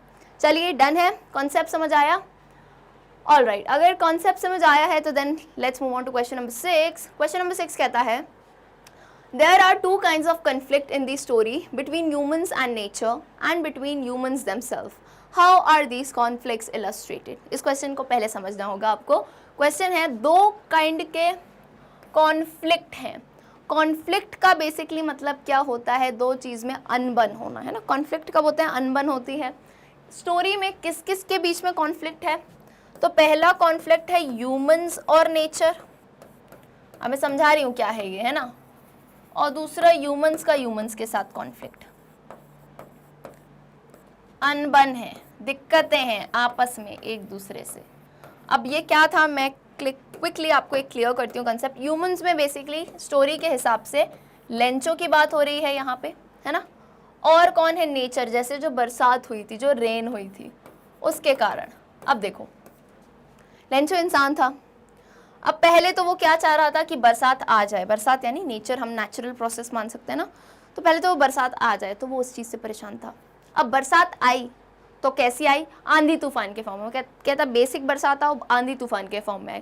तो यहाँ पे कहीं इन दो चीज़ों का कॉन्फ्लिक्ट चल रहा था, क्योंकि हेल स्टॉर्म आ गया, उसने सब कुछ जो है तबाह कर दिया ओलों की बारिश ने। सेकेंडली, ह्यूमंस और ह्यूमंस कॉन्फ्लिक्ट बेसिकली क्या होता है, यहाँ पे लेंचो है और यहाँ पे पोस्ट ऑफिस के एम्प्लॉयज़ हैं, तो कहीं ना कहीं आपस में भी वो शक कर रहा है कि शायद इन लोगों ने जो है मेरे पैसे चुरा लिए होंगे। कहीं ना कहीं ये माइंड कॉन्फ्लिक्ट ही है ना, हाँ, आपस में सामने वो नहीं लड़े, लेकिन एक माइंड कॉन्फ्लिक्ट है। तो कैसे इन कॉन्फ्लिक्ट्स को कहानी में इलस्ट्रेट किया है, हम इसको थोड़ा देखेंगे, ठीक है। Conflict between humans and nature, the conflict between humans and nature is illustrated by the destruction of Lencho's crop by the hailstorm. Destruction का मतलब क्या होता है, तबाही। लेंचो की क्रॉप की तबाही किसके द्वारा, हेल स्टॉर्म, ओलों की बारिश के द्वारा। As Lencho was expecting a good rain to have good harvest, as that was the only hope he had for his earth. So basically क्या सेंस है यहाँ पे, उसकी अगर हार्वेस्ट अच्छी नहीं हुई तो क्या हो गया, उसकी अर्निंग की उम्मीदें चली गई थी। बेसिक सी बात है, वो क्या उम्मीद कर रहा था, अच्छी बारिश होगी, लेकिन नेचर ने क्या कर दिया, उल्टा ही कर दिया। बारिश की जगह क्या हो गया, आंधी तूफान आ गया। He worked so hard to feed his family, but nature turned violent and destroyed everything. यानी उसने इतनी मेहनत करी, देखो आप किसी भी प्रोफेशन में हो, आप इतनी मेहनत करते हो, सब करते हो, लेकिन लास्ट में होता है ना, कभी कभार चीज़ें स्पॉइल हो जाती हैं, तो बड़ा दुख होता है। तो सेम है, ही वाज अ फार्मर। तो अब क्रॉप ग्रो, अगर किसी ने कभी थोड़ा प्लांटिंग वगैरह या कोई क्रॉप ग्रो किया होगा तो आपको पता होगा, एक लार्ज स्केल पे इतनी क्रॉप्स ग्रो करना, साल भर मेहनत करना, कीड़े मकोड़ों से, पेस्ट से उन्हें बचाना, फर्टिलाइजर्स डालना है, एवरीथिंग करना, राइट। इतनी मेहनत किस चीज़ के लिए, कि वो क्रॉप अच्छे से ग्रो करे। लेकिन व्हाट हैपेंड, अब कुदरत का करिश्मा अलग ही होता है भाई। नेचर जो एकदम वायलेंट टर्न कर दिया, वो बारिश को अब आंधी में बदल गई एंड उसकी सारी क्रॉप्स जो है नष्ट हो गई। तो उसने इतनी मेहनत की किस चीज़ के लिए, अपनी फैमिली को फीड करने के लिए। यहाँ फीड हिज फैमिली का मतलब है फैमिली वालों का पेट पालने के लिए, ताकि वो भूखे नहीं रहे, है ना, उनकी पढ़ाई लिखाई बच्चों की सब अच्छे से हो सके, इसलिए काम करते हैं लोग, है ना। तो पर सब कुछ तबाह हो गया। तो ये एक कॉन्फ्लिक्ट था, किसके बीच में हुआ था, ह्यूमंस एंड नेचर, यानी लेंचो और हेलस्टॉर्म के बीच में। फर्स्ट कॉन्फ्लिक्ट क्लियर है कि नहीं, चलिए now I hope second conflict सभी को याद है। Conflict between humans and humans, यानी इंसान और इंसान के बीच में कॉन्फ्लिक्ट, जिसमें कौन आता है, लेंचो और postmaster. So the story also illustrated another conflict. Illustrated is not a difficult word. ये basically किसका पर्यायवाची है, किसका synonym है, described का। जैसे हम word लिखते हैं ना, described, the story described, तो उसकी जगह आप क्या लिख सकते हो, illustrated. Another conflict, दूसरा conflict क्या था, between humans themselves, यानी इंसानों का आपसी जो है अनबन जो होती है। As the postmaster, along with his friends and staff, sent Lencho money that Lencho demanded from God, although they did not know Lencho. Lencho blame them for taking away some amount of money. तो यहाँ हमें पता ही था क्या irony हुई थी कि post master, उसके स्टाफ, उसके दोस्त लेंचो को जानते तक नहीं थे, लेकिन फिर भी उन्होंने सोचा कि वो उसकी मदद करेंगे बिना अपना नाम बताए। लेकिन यहाँ उल्टा क्या हुआ, लेंचो जो है, लेंचो ने उन्हीं पे ब्लेम डाला, उन्हीं पे वो शक करने लगा कि शायद इन पोस्ट ऑफिस वालों ने ही जो है कुछ पैसे यहाँ से चुरा लिए होंगे। सो ये क्या है, ये एक आयरनी टाइप की ही बात है। कितनी उल्टी बात है यहाँ पे कि लेंचो का गॉड पे फेथ था, दैट वाज रियली गुड, ये एक बहुत ही अच्छी बात है। लेकिन इसका मतलब ये नहीं होना चाहिए कि हम ह्यूमंस आपस में ही एक दूसरे पे शक करने लगे, एक दूसरे की बुराइयां करने लगे, हैं कि नहीं, एक दूसरे की सिचुएशन ना समझते हुए इल्ज़ाम लगाते हैं। हम हमेशा यही करते हैं ना, हमें लगता है हम हमेशा सही हैं, सामने वाला हमेशा गलत है कि नहीं, क्योंकि सबकी सिचुएशन लाइफ में अलग होती है, ये हम कभी नहीं समझते। तो सेम चीज़ यहाँ पे थी, लेंचो का गॉड पे फेथ बिल्कुल अनशेकेबल था, बहुत ही इमूवेबल था, बढ़िया सा फेथ था। लेकिन ह्यूमंस के लिए, यानी अपने ही इंसानों के लिए वो शक करने लगा। और शक तो किया ही, उसने उन्हें क्या बुलाया था, he called them a bunch of crook. Bunch of crook, crook का बेसिकली मतलब होता है बेईमान। बेईमान होते हैं ना कुछ लोग जो चोरी चकारी कर लेते हैं ना, बेईमानी करते हैं। तो बंच ऑफ क्रूक यानी ये जो पोस्ट ऑफिस वाले एम्प्लॉय हैं, कहता है लेंचो, ये तो बेईमानों का समूह है, ये पूरा इनकी गैंग ही बेईमान है ना। सो ये क्या दिखाती है बात, this shows that man does not have faith in another man, thereby giving rise to this conflict। तो काफ़ी इंपॉर्टेंट और डीप मैसेज है इस बात में कि दुनिया भर में, देश भर में, या छोड़ आपके घर के बाहर ही लड़ाइयाँ होती हैं, घर के अंदर भी होती हैं, इधर उधर कॉन्फ्लिक्ट्स क्यों चलते हैं, क्योंकि कहीं ना कहीं हमें एक दूसरे पे फेथ नहीं होता है, एक दूसरे पे हम ट्रस्ट नहीं कर पाते हैं, राइट। हमें लगता है सामने वाला अपनी चालाकी कर रहा है, गलत कर रहा है, हमारे साथ बुरा करना चाह रहा है। एवरी टाइम दिमाग में थॉट्स चलते रहते हैं कि दुनिया बहुत बुरी हो गई है, लोग बहुत चालाक हैं, ऐसा ही सोचते रहते हैं हम, है ना। लोगों में हम तो आते नहीं है जैसे, है ना कहीं हम भी चालाकियाँ करते हैं, हम भी अपने मतलब से चीज़ें करते हैं। तो it's like first thing every time it should be, थोड़ा इंपॉर्टेंट मैसेज मैं बताती हूँ कि इम्प्रूव योर सेल्फ। आप अपने आप पे वर्क करो, दूसरों पे, क्योंकि दुनिया millions and billions of people are there. किस किस को बदलोगे आप, जब खुद को बदल लोगे ना, आपको सब बढ़िया लगने लगेगा। मेरा लाइफ में यही फंडा, मैं यही मानती हूँ, आप खुद जैसे हो आपको सामने वाले लोग वैसे ही मिलेंगे, आपने जो दिया है वो आपको मिलेगा। कर्मा गेम चलता है यहाँ पे, सिंपल सी बात है, राइट। तो यही चीज़ है। और एक चीज़ मैं और इम्पॉर्टेंट बताना चाहूँगी, क्योंकि as a teacher it's not only the subject, literature teacher का ये फ़र्ज़ होता है कि स्टोरी का एसेंस क्या है, स्टोरी बताना क्या चाहती है आपको। यही कि लेटर टू गॉड था, लेंचो ने दिया, पोस्ट मास्टर ने किया, ख़त्म नहीं। There is an important message over है। लेंचो का फेथ गॉड पे था, लेकिन what do we imagine as God now, ये काफ़ी हम बोल सकते हैं कॉन्ट्राडिक्टरी बात है। बहुत सारे सबकी मान्यताएं हैं, बिलीफ्स हैं, है ना, जो सब अपने पास बिल्कुल ज़रूर रखें, लेकिन एक चीज़ हमें एज ह्यूमन समझनी चाहिए, इंसानों के तौर पे समझनी चाहिए कि ह्यूमैनिटी सबसे पहले आपके आनी चाहिए। यानी आप जिन्हें भी गॉड मानते हैं, आप जो भी पावर में आप बिलीव करते हैं, सबसे पहला कॉन्सेप्ट हमेशा जिस पे आप मानते हो ना, उनका भी हमेशा यही कॉन्सेप्ट रहा है कि आप हर इंसान में, हर लिविंग थिंग में, हर लिविंग बीइंग में, यानी चाहे वो जानवर हो, कोई भी हो, है ना, कोई भी लिविंग हो, प्लांट्स हो, आप उनमें गॉड देखें। क्योंकि अगर आप सामने वाले में गॉड देखोगे ना, आप ना उनसे कभी बुरी तरीके से बात करोगे, आप ना उनसे लड़ोगे, आप ना उन पे शक करोगे, है कि नहीं। तो आप इस कॉन्सेप्ट से चलो तो कॉन्फ्लिक्ट ही खत्म हो जाए, राइट। दूसरे नहीं चलते, कोई बात नहीं, आप अपना कॉन्सेप्ट फॉलो करो, राइट। क्लियर है, बात समझ आई। होपफुली आपको कुछ अच्छी चीज़ें, अच्छे मैसेज यहाँ पे मिले होंगे। चलिए भाई, तो दोनों कॉन्फ्लिक्ट्स क्लियर हो गए। ऑल राइट, आते हैं अगले पार्ट पे हमारे, that is thinking about the language. So question answers तो हम डन करते हैं। अबाउट द लैंग्वेज यानी इंग्लिश लिटरेचर तो हो गया है, लैंग्वेज से रिलेटेड आइदर ग्रामर का पार्ट आएगा, आपकी वोकैबुलरी आप इंप्रूव कर सकते हैं इस सेक्शन के through. So look at the following sentence from the story. हमारी जो कहानी है लेटर टू गॉड, उसमें से ये दो सेंटेंस लिया गया है, ज़रा इसे पढ़ते हैं। Suddenly, a strong wind began to blow, and along with the rain, very large hailstones began to fall. As you remember, these are the lines from the story. कि क्या हुआ था suddenly, यानी एकदम से बहुत तेज़ हवाएं चलने लगी, and उन हवाओं के साथ, बारिश के साथ साथ बड़े बड़े ओलों की बरसात भी होने लगी। क्लियर है। सो ओवर हेयर hailstones, ये वर्ड यूज़ किया गया है। hailstones क्या होते हैं पहले भी बता चुकी हूँ मैं आपको। These are small balls of ice that fall like rain. यानी hailstones are nothing else, कुछ अलग नहीं होता है, ये बर्फ़ के ही छोटे छोटे गोले होते हैं जो बारिश के फॉर्म में गिरते हैं, जो कि आपने ज़रूर देखे होंगे कभी ना कभी। A storm in which hailstones fall is a hailstorm. This is just a vocab thing to remember. ओलों की बारिश क्यों होती है, एक थोड़ा साइंटिफिक कॉन्सेप्ट भी मैं आपको बता देती हूँ। बेसिकली क्या होता है, बारिश हमें पता है वाटर से ही होती है, पानी ही होता है उसमें, ठीक है। बरसात बोलूँगी तो पानी इमेजिन होता है, लेकिन sometimes what happens is when the temperature gets too low. अच्छा, बर्फ़ कब जमती है मुझे बताओ, बर्फ़ कब जमती है? जब टेम्परेचर कम हो जाता है ना, फ्रिज का रेफ्रिजरेटर के टेम्परेचर कम होते हैं तो बर्फ़ जमती है। तो बेसिकली जब टेम्परेचर कम होता है ना नेचर में, तो जब ये पानी ही होता है, ओरिजिनली ये पानी होता है, वाटर होता है, लेकिन बहुत कम टेम्परेचर की वजह से ये जो बूंदे हैं ये किस में कन्वर्ट हो जाती हैं, आइस के फॉर्म में, एंड ऐसे छोटे छोटे बॉल्स पर्ल्स टाइप दिखते हैं, एंड देन उसकी बरसात होती है। तो इन्हें हम क्या कहते हैं, इन ओलों को हम कहते हैं हेल स्टोन्स। ओलों को कहते हैं हेल स्टोन्स, एंड ओलों की बरसात को हम क्या कहते हैं, हेल स्टॉर्म, ठीक है। हेल स्टॉर्म कहते हैं ओलों की बरसात को, ठीक है। What is a storm? Storm word आपने सुना होगा।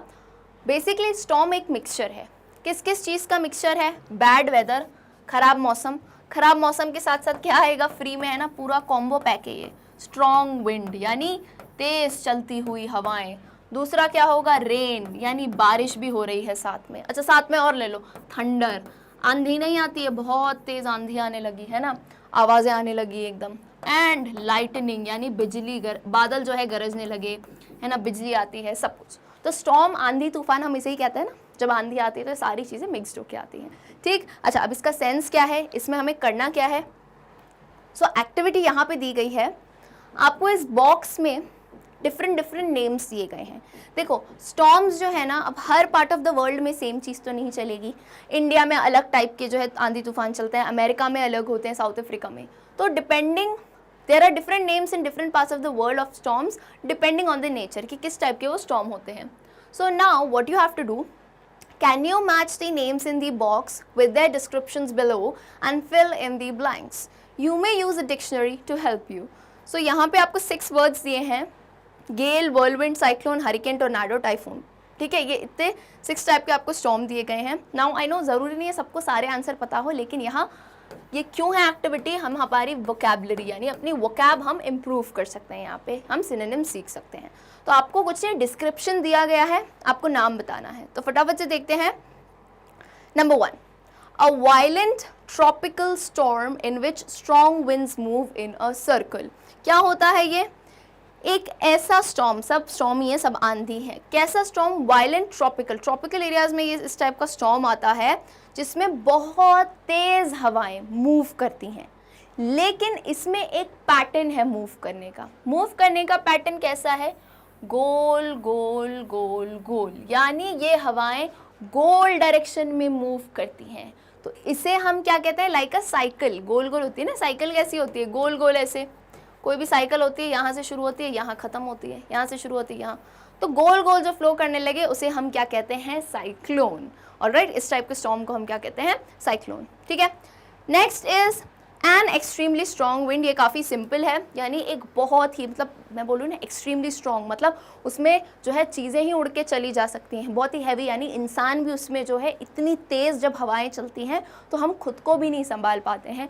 बिल्डिंग्स जो भी हैं, बिल्डिंग्स के आप छत मान लो, वो सब भी उड़ते हुए चले जाते हैं। तो एक बहुत ही ज़्यादा, एक्सट्रीमली का मतलब क्या है? बहुत ही ज़्यादा तेज़ हवा, उसे हम गेल कहते हैं। Okay. Third, a violent tropical storm with very strong winds. अब ये भी क्या है बोलोगे मैम? ये भी तो हमें सेम लग रहा है, एक वायलेंट ट्रॉपिकल स्टॉर्म है जिसमें बहुत तेज़ जो है हवाएं चल रही है। बेसिकली इसमें होता क्या है, जैसे ही मैंने आपको शुरू में बताया था कि नेम्स अलग अलग हैं कि अलग अलग पार्ट में होते हैं, चीज़ें ऑलमोस्ट सेम ही हैं कि ये एक टाइप की आंधी ही होती हैं, अलग अलग जगह पे होती है। तो जगह पे बेस पे साइक्लोन भी और टाइफून भी काइंड ऑफ सेम ही है, बस फर्क क्या है? टाइफून आप मान लो वेस्टर्न पैसिफिक ओशन है ना, उस साइड पे होता है, तभी इसका नाम क्या रख दिया है? Typhoon. Alright. Fourth, a violent storm who centre is a cloud in the shape of A funnel. अब ये इसमें थोड़ा डिफरेंस आता है, ये भी वायलेंट स्टॉर्म है, आंधी है, is who centre is a cloud in the shape of a funnel, यानी टॉर्नेडो जब बनता है ना, उसके सेंटर में यूजुअली एक क्लाउड सिचुएटेड रहता है और एक फनल के शेप है। हमने फनल देखा है कभी? इस टाइप के होते हैं फनल्स, है ना, इस टाइप का हमने देखा होगा फनल। तो टोर्नेडो कभी देखा है? अगर आपने कभी, चलो ऐसे नहीं देखा हो, लेकिन समटाइम्स आपका टीवी पे कुछ आपने देखा हो, कहीं पे साइक्लोन आया हो, है ना, कहीं पे टोर्नेडो टाइप का आया हो, इस टाइप से एक फनल के शेप में आता है ना, और सेंटर में वो अपनी सारी चीज़, आप देखो ना आसपास जितनी चीज़ें हैं ना वो उड़ उड़ के इसके पास आती जाती हैं और उसके अंदर घूमने लगती हैं, तो ये होता है टोर्नेडो। अच्छा, कुछ स्टूडेंट्स ऐसा भी करते हैं ना, कभी किया है आप लोगों ने, बॉटल वॉटल ले जाते हो स्कूल में तो उसको ऐसे उठा के आप घुमाते हो, तो ऐसे उठा के घुमाते हो तो एक फनल जैसा बन जाता है ना, यूं यूं यूं घूमने लगता है, तो वो एक टोर्नेडो आप कह सकते हो, राइट। चलिए number 5, a violent storm with very strong winds specially in the western Atlantic ocean. तो ये भी तेज़ आंधी है, लेकिन इसका कौन सी जगह पे है, अटलांटिक ओशन के वेस्ट साइड में है ना, तो इसे हम कहते हैं hurricane. And last one, a very strong wind that moves very fast in a spinning movement and causes a lot of damage, जिसे कहते हैं व्हर्लविंड। व्हर्लविंड्स बेसिकली क्या होती है, ये तेज़ हवाएं होती हैं और स्पिनिंग मोशन में।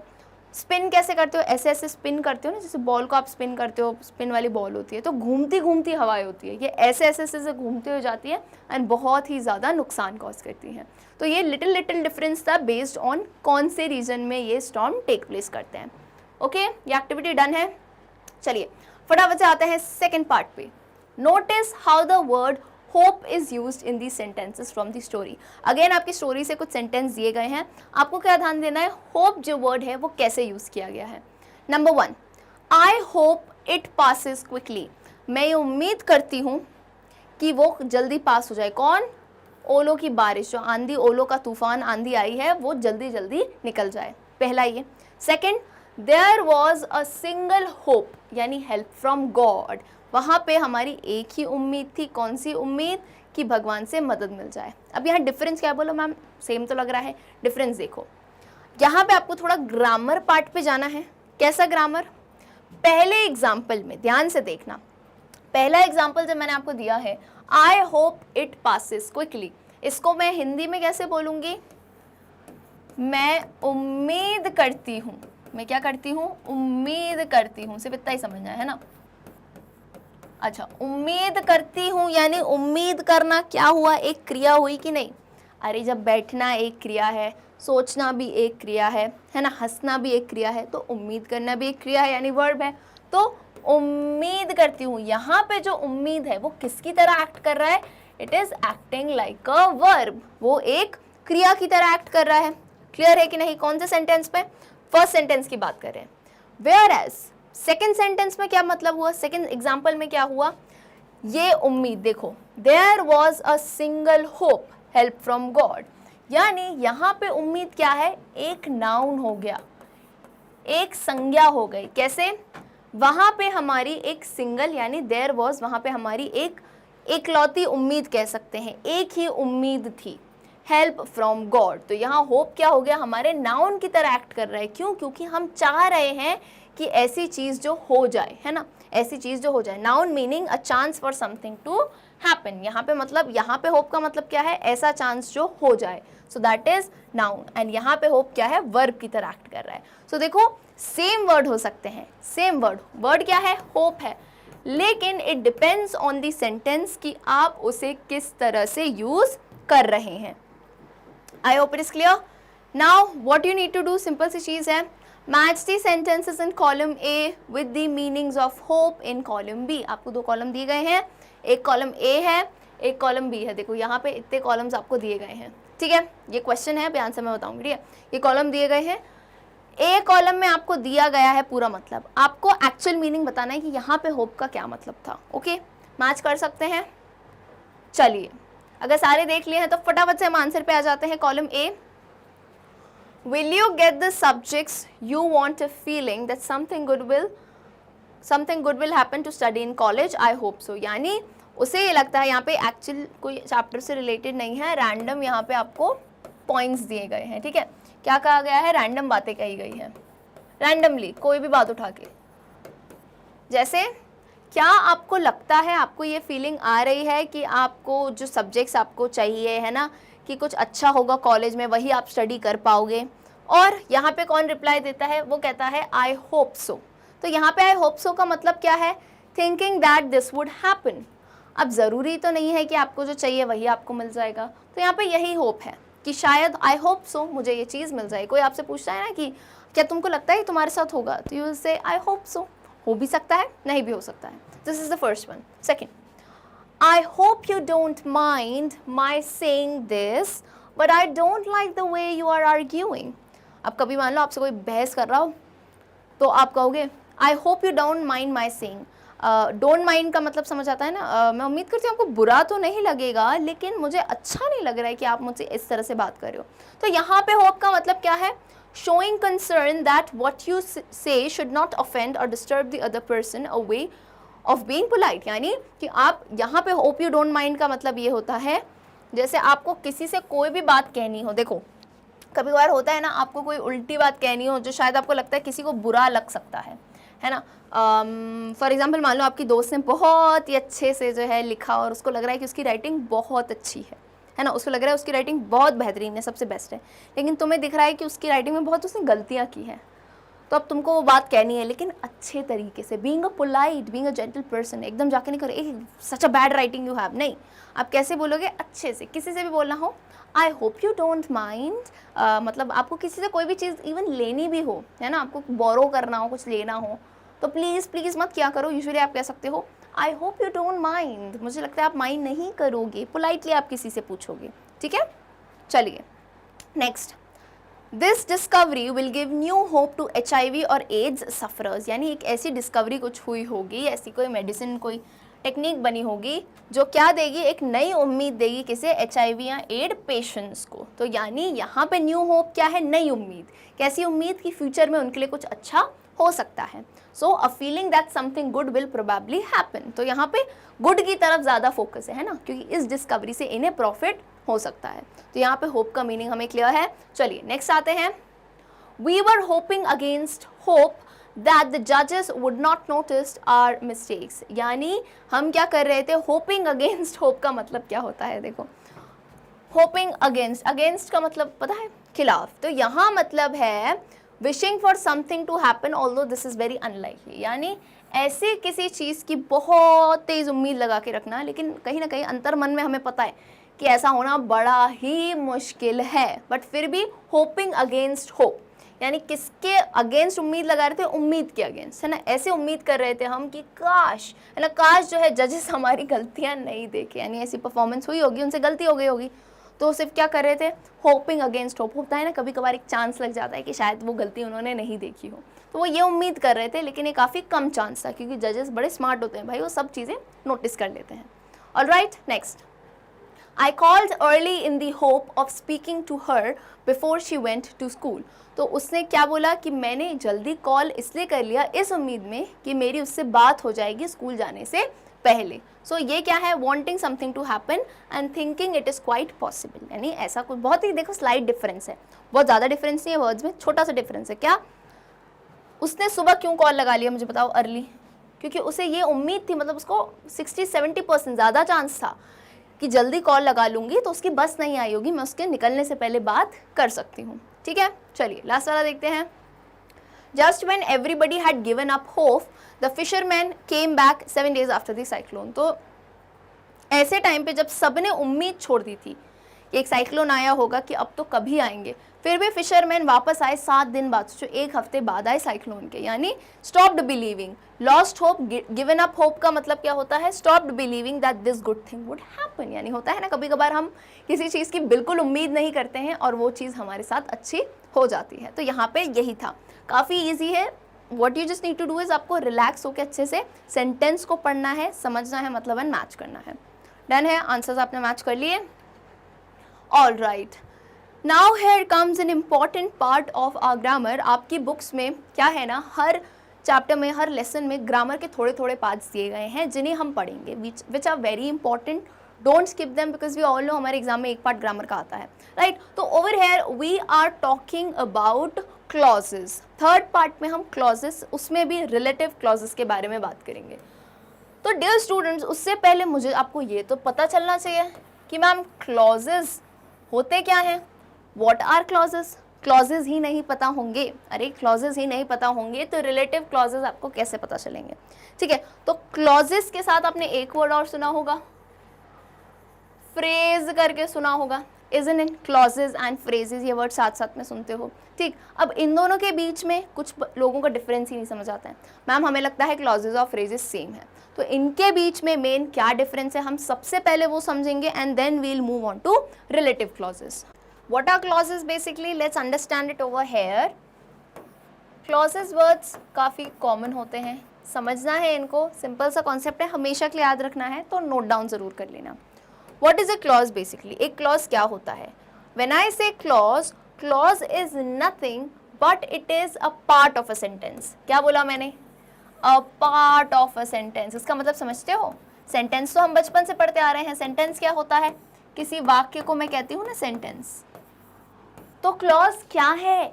एक सेंटेंस का एक हिस्सा, पार्ट यानी हिस्सा।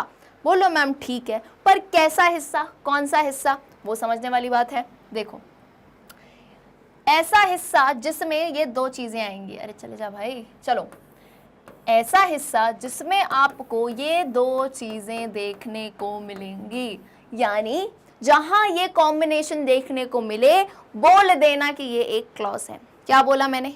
जहां ये कॉम्बिनेशन देखने को मिले, बोल देना वो एक क्लॉज है। कौन सा कॉम्बिनेशन मैम?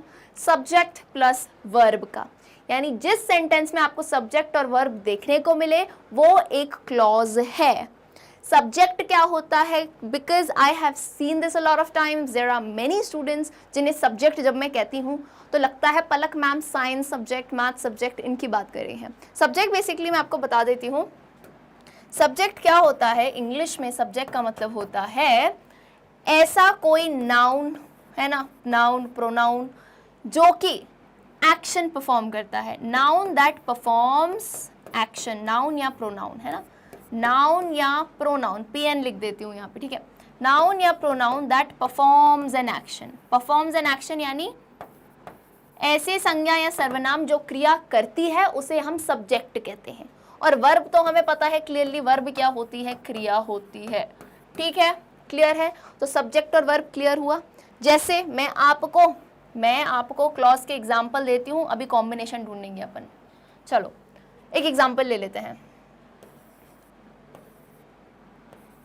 समीहा, ठीक है, एक लड़की है समीहा, डांसेस वेरी वेल, ठीक है, एक लड़की है समीहा, वो बहुत अच्छा डांस करती है।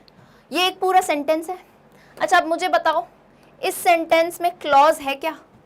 इस सेंटेंस में क्लॉज है क्या?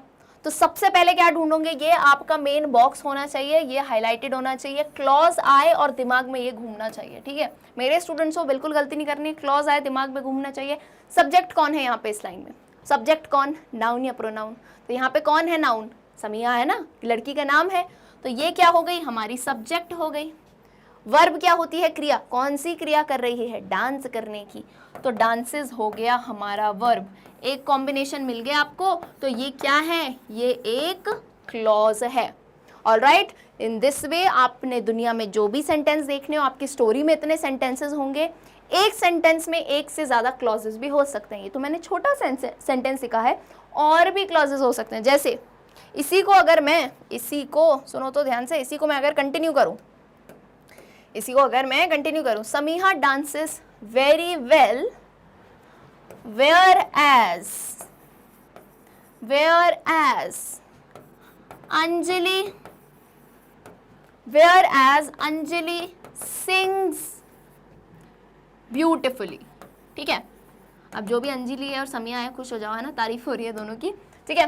तो Samiha dances very well whereas Anjali sings beautifully, तो ये एक पूरा सेंटेंस है।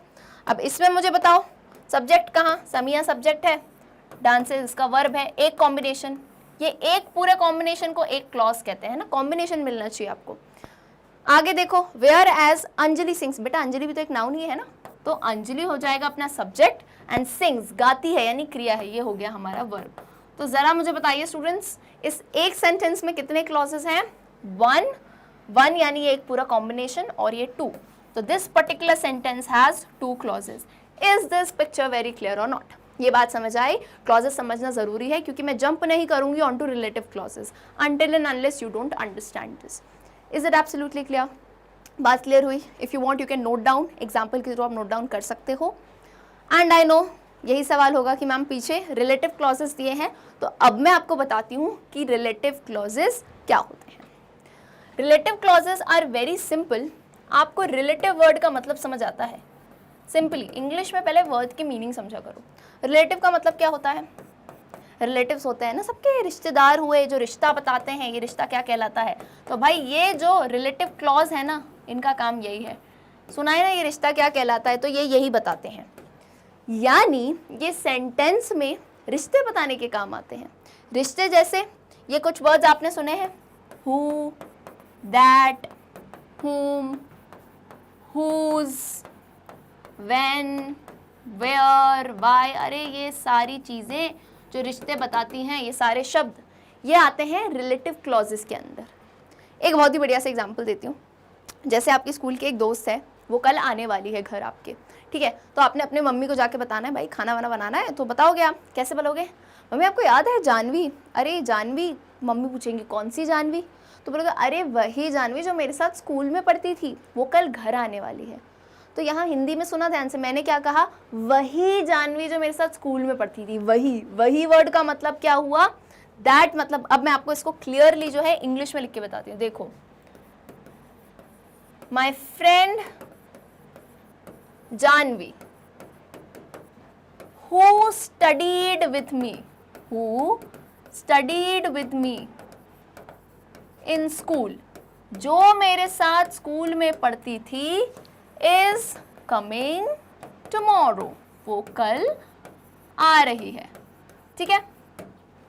सो माई फ्रेंड जानवी, कॉमा लगाया, ध्यान से देखना सेंटेंस को, who studied with me। अरे हिंदी में भी तो बोल रही हूँ ना, जो मेरे साथ पढ़ती थी। who studied with me in school, मैं रिश्ता याद दिला रही हूँ मम्मी को। अरे वही जानवी जो मेरे साथ स्कूल में पढ़ती थी, कॉमा लगाया, फिर इज कमिंग टुमारो। तो ये सारे वर्ड्स क्या होते हैं? ये रिलेटिव क्लॉजेस होते हैं जो रिश्ता बताते हैं। ये बात क्लियर हुई?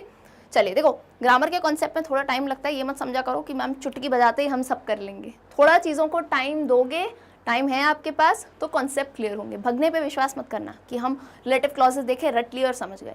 अभी समझा है, अब सॉल्व करेंगे। नंबर 1 देखो एग्जाम्पल, स्टोरी में से लिए sentence. All morning Lencho who knew his fields intimately looked at the sky। इसका मतलब क्या हुआ? सारी सुबह लेंचो, कौन लेंचो? वही Lencho who knew his fields intimately, जो अपने फील्ड को, अपने खेतों को बहुत अच्छे से जानता था, looked at the sky, आसमान में देखने लगा। तो यहाँ who क्या हो गया हमारा? Relative clause. Similarly the woman who was preparing supper replied yes God willing, यानी the woman, वो औरत कौन सी? जो प्रिपेयर कर रही थी सपर। वो क्या कर रही थी? क्या रिश्ता था? सपर। सपर यानी क्या होता है? डिनर को कहते हैं ना। जो डिनर बना रही थी, रिप्लाइड, उसने क्या रिप्लाई किया? यस गॉड विलिंग, यानी हाँ भगवान की मर्जी। ठीक है, क्लियर हुई बात? तो ये दोनों वर्ड्स हु क्या है? These are relative clauses. Notice that they begin with a relative pronoun who. ज्यादातर ये रिलेटिव प्रोनाउन से बिगिन होता है। रिलेटिव क्लॉजेस में भी टाइप होते हैं ना। रिलेटिव प्रोनाउन होता है जैसे हु, हुम, हुज। रिलेटिव एडवर्ब्स होते हैं when, where, why. Okay, clear है? चलिए, सो रिलेटिव क्लॉजेस के बारे में तो यही जो पूरी थ्योरी दी है ये मैंने आपको अभी समझाई है। If it's clear let me know.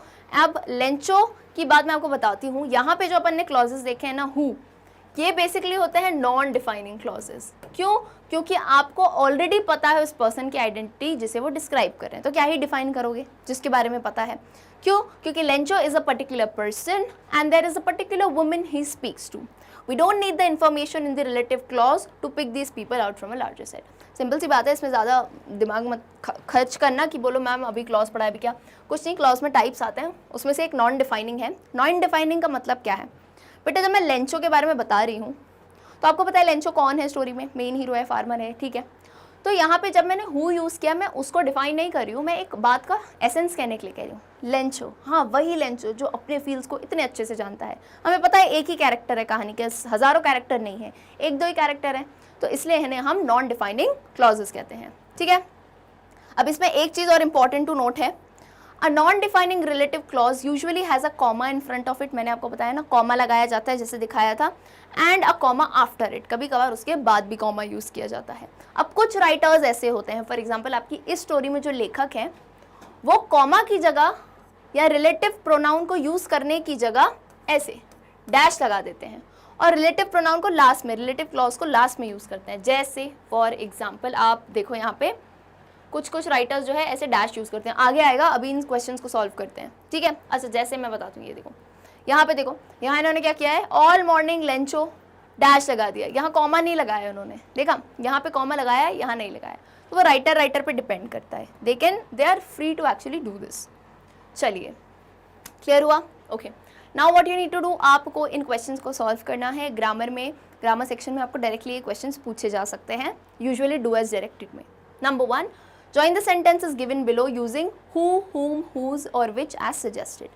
Question number 1 है, I often go to Mumbai. Mumbai is the commercial capital of India.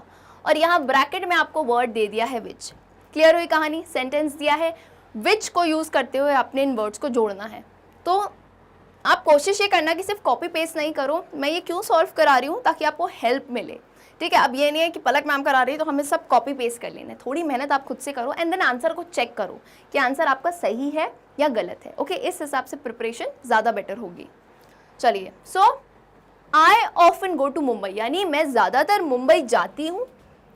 Which is, जो कि, विच इज़ का मतलब क्या हुआ, जो कि कमर्शियल कैपिटल है इंडिया का। I often go to Mumbai which is the commercial capital of India. तो यहाँ विच क्या हो गया हमारा relative clause. Number 2, I hope number 2 कर पाओगे आप खुद से। आप नंबर 2 क्या है यहाँ पे, ये रहा number 2, my mother is going to host a TV show on cooking. मेरी मम्मी जो है कुकिंग पे, मतलब टीवी शो आता है ना कुकिंग वाले, जैसे मास्टर शेफ होता है, तो वो होस्ट करने वाली है। She कुक्स very well.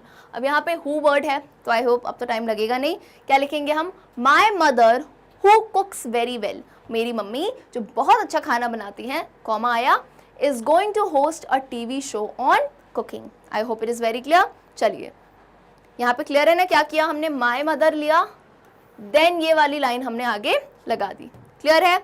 चलिए नेक्स्ट आते हैं क्वेश्चन नंबर 3 पे। These sports person are going to meet the president, their performance has been excellent.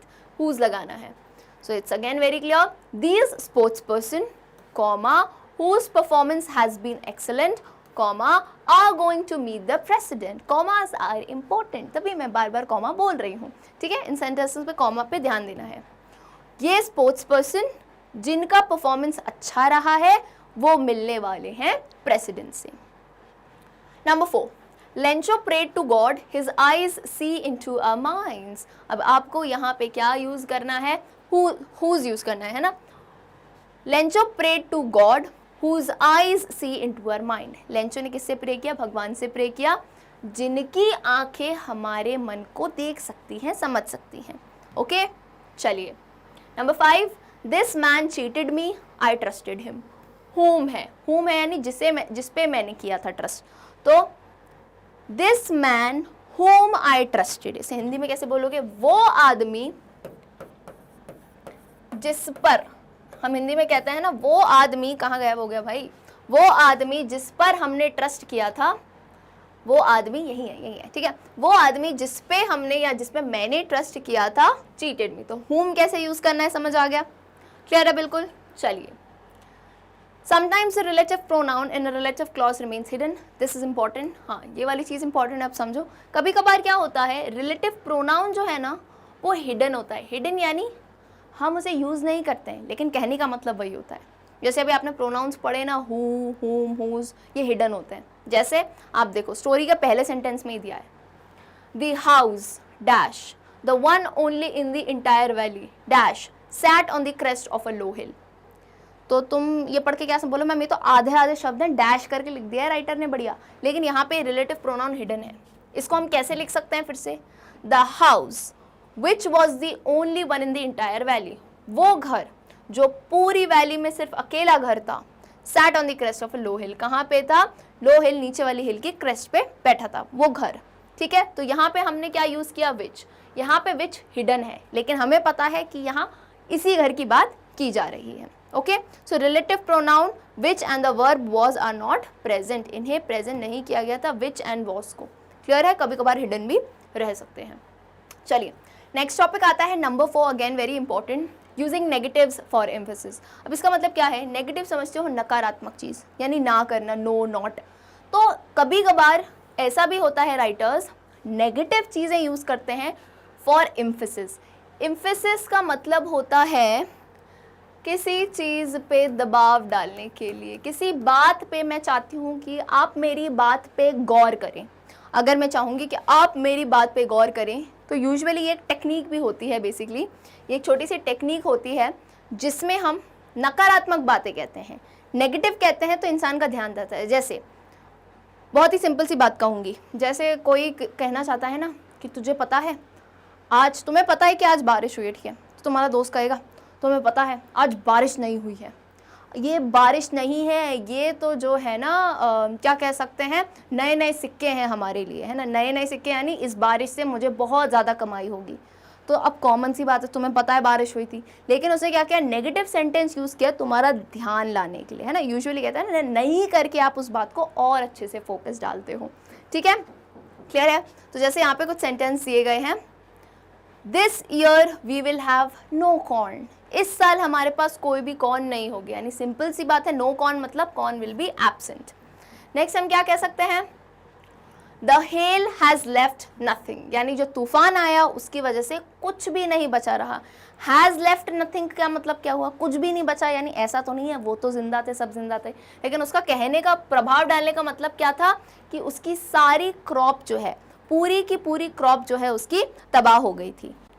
These are not raindrops falling from the sky, they are new coins, यानी यहाँ पे third sentence पे क्या दिया है, क्या बोलता है, These are not, ये जो है ये रेन ड्रॉप्स नहीं है, बारिश की बूंदें नहीं है, तो बल्कि ये क्या है, ये नए नए सिक्के हैं। तो इस बात पे हमें बहुत फोकस डालने के लिए कहा है। क्या होता है, this contradicts the common idea of what the drops of water falling from the sky are. Contradiction यानी माने क्या होता है, कंपैरिजन काइंड ऑफ होता है, उल्टा हो जाता है उससे। क्लियर है, बात समझ आई। चलिए नेक्स्ट आते हैं। अब कभी कभार क्या होता है, एक तो नेगेटिव सेंटेंस एम्फेसिस करने के लिए होते हैं, उल्टी बात बताने के लिए होते हैं, और एक दबाव डालने के लिए होते हैं। जैसे Lencho had done nothing else but see the sky towards the northeast, यानी इस बात का मतलब क्या हुआ, had done nothing else, कुछ भी नहीं किया, लेकिन क्या करा, स्काई को देखा नॉर्थ ईस्ट डायरेक्शन में, यानी he had only done this. इसका मतलब क्या बताना चाह रहे हैं वो, कि लेंचो ने और कुछ नहीं किया, लेकिन आसमान में देखता रहा नॉर्थ ईस्ट डायरेक्शन में। सेकंड क्या है, the man went out for no other reason than to have the pleasure of feeling the rain on his body. देखो ये बात सिंपली भी कह सकते थे, पता है कैसे, देखो तुम लोग का भी डिफरेंस अगर समझ नहीं आया ना तो तुम ये कह सकते हो, द मैन वेंट आउट, हाँ ये देखो ये मैंने लाइन काट दी, अब पढ़ो इसको जरा, the man went out to have the pleasure of feeling the rain on his body. तो मैंने कहा कि वो आदमी बाहर क्यों गया, ताकि उसको जो है रेन अपनी बॉडी पे फील करनी थी, बहुत ज़्यादा ना फीलिंग लेनी थी बारिश की। तो बोला मैम ये तो सिंपल सेंटेंस है, लेकिन मैंने जैसे ही ये बोला the man went out for no other reason, वो आदमी बाहर और किसी वजह से नहीं गया, लेकिन बारिश की बूंदें उसके जो है बॉडी पे आए, वो फील करना चाहता था रेन को, इसीलिए गया। तो ना कह के, यानी नेगेटिव बात कह के हम जो है बात पे एम्फेसिस ला रहे हैं, है ना, यानी उसने वो बाहर इसी रीज़न से गया था। क्लियर है। Next, Lencho showed not the slightest surprise on seeing the money. Lencho ने इतना सा भी सरप्राइज नहीं दिखाया पैसे देख के, यानी वो बिल्कुल भी सरप्राइज नहीं था। ओके क्लियर है बातें बिल्कुल। चलिए if this is clear so we can solve the questions. कुछ नहीं करना है, आपको इन सेंटेंसेस को स्टोरी में देखना है जो नेगेटिव वर्ड्स के साथ हैं, which express the following ideas emphatically, यानी आपको ये आइडियाज दिए गए हैं, ये मीनिंग्स दिए गए हैं, ऐसे सेम मीनिंग वाला सेंटेंस, ऐसा सेम आइडिया वाला सेंटेंस आपको स्टोरी से ढूंढना है। आप बुक में देख सकते हो चैप्टर, एंड यहाँ लिखना है। पहला क्या है, the trees lost all there leaves, सभी पेड़ों की पत्तियां जा चुकी थी, यानी not a leaf remained on the trees. तो देखो यहाँ पे नेगेटिव सेंटेंस नॉट लिख के इन्होंने बात को कहा है, सेम बात है, सेम मतलब है, कहने का तरीका अलग है। Not a leaf remained on the trees, यानी सारी ट्रीज के पत्ते जा चुके थे। The letter was addressed to God himself, letter किसको दिया गया था, गॉड को एड्रेस किया गया था। It was nothing less than a letter to God, तो ये बात कैसे गई है लेसन में, इट वॉज नथिंग लेस, यानी ये खत भगवान को खत भेजने से कम नहीं था, है ना, बात का मतलब वही है, लेकिन नथिंग कह के कहा है। Next, the postman saw this address for the first time in his career, postman ने अपने पूरे करियर में इस एड्रेस को पहली बार देखा। इसे कैसे कहा था नेगेटिव वे में, never in his career as a postman had he seen that address, यानी नेवर करके कहा है, कि आज तक उसके करियर में कभी नहीं उसने जो है इस टाइप का एड्रेस देखा था। All right, moving on to the last activity, सबसे लास्ट चीज़ है ये, एंड जैसे ही लास्ट है बट बहुत इंपॉर्टेंट है, मेटाफर्स। मेटाफर बेसिकली एक टाइप का पोएटिक डिवाइस कहा जाता है, इन्हें लिटरेरी डिवाइसेस में, पोएटिक डिवाइसेस में ये आते हैं, बहुत इंपॉर्टेंट होते हैं। आपने इनके साथ एक और नाम सुना होगा, सिमिली करके, है कि नहीं। तो अब मेटाफर क्या होता है? मेटाफर एक ग्रीक वर्ड से आया हुआ वर्ड है जिसका मतलब होता है ट्रांसफर। अब यहाँ किसका ट्रांसफर हो रहा है मैं आपको बता रही हूँ। यहाँ पे बेसिकली हो रहा है कंपैरिजन, मेटाफर में हो रही है तुलना। कैसी तुलना? Let me tell you. यहाँ पे तुलना का मतलब ये है कि एक चीज़ की क्वालिटी, कोई भी एक चीज़ की क्वालिटी से दूसरे को जब दर्शाया जाए, यानी यहाँ पे मान लो एक लड़का है, उसकी क्वालिटीज़ को हम किससे दर्शा रहे हैं? एक लायन से, ठीक है। अब लायन तो क्या ही बनाऊँ मैं, लेकिन समझ जाओ, ठीक है। एक लड़का है जिसकी क्वालिटीज़ को किससे दर्शाया जा रहा है, किसकी क्वालिटीज़ ट्रांसफ़र की दी जा रही हैं? लायन की क्वालिटीज़ लड़के में। तो एक की क्वालिटी दूसरे में बताना उसे मेटाफर कहते हैं। सिंपल सी बात है, बहुत ही सिंपल सी बात है, मैं आपको बताती हूँ। देखो, जैसे तुम्हारा दोस्त जो है ना बहुत ही ज़्यादा ब्रेव है, बहुत ही ज़्यादा ब्रेव है, मतलब जब वो लड़ाई करता है ना तो बिल्कुल शेर बन जाता है। कहता है ना कि जब मेरा दोस्त लड़ाई करता है ऐसा लगता है शेर सामने आ गया, बिल्कुल ना, सिंघम जैसे। तो कैसे बोलूँगी? अपन बोल देते हैं Ajay Devgan is a lion while fighting. Fighting scene देखे ना अजय देवगन के, तो जब वो लड़ता है, फाइटिंग सीन करता है, वो कैसा है? शेर है, बिल्कुल शेर जैसे लड़ता है, राइट। तो यहाँ पे हमने किया क्या है? क्वालिटी ट्रांसफर कर दिया। लायन की क्वालिटी से किसको बताती है? देखो, जब तुम्हें पता है शेर, लायन पता है ना कैसा होता है, इतना स्ट्रांग होता है भाई, जंगल का राजा है, जंगल का राजा यानी वेरी स्ट्रांग। अब मैं अजय देवगन के बारे में बताना चाह रही हूँ तो मैंने उसको लायन कहा है, तो तुम समझ गए। किसी ने अगर उसकी मूवी नहीं भी देखी हो तो समझ जाएगा कि लड़ते टाइम वो बिल्कुल शेर जैसा होता है ना। तो क्वालिटी हमने क्या कर दी है? ट्रांसफर कर दी है। क्लियर है?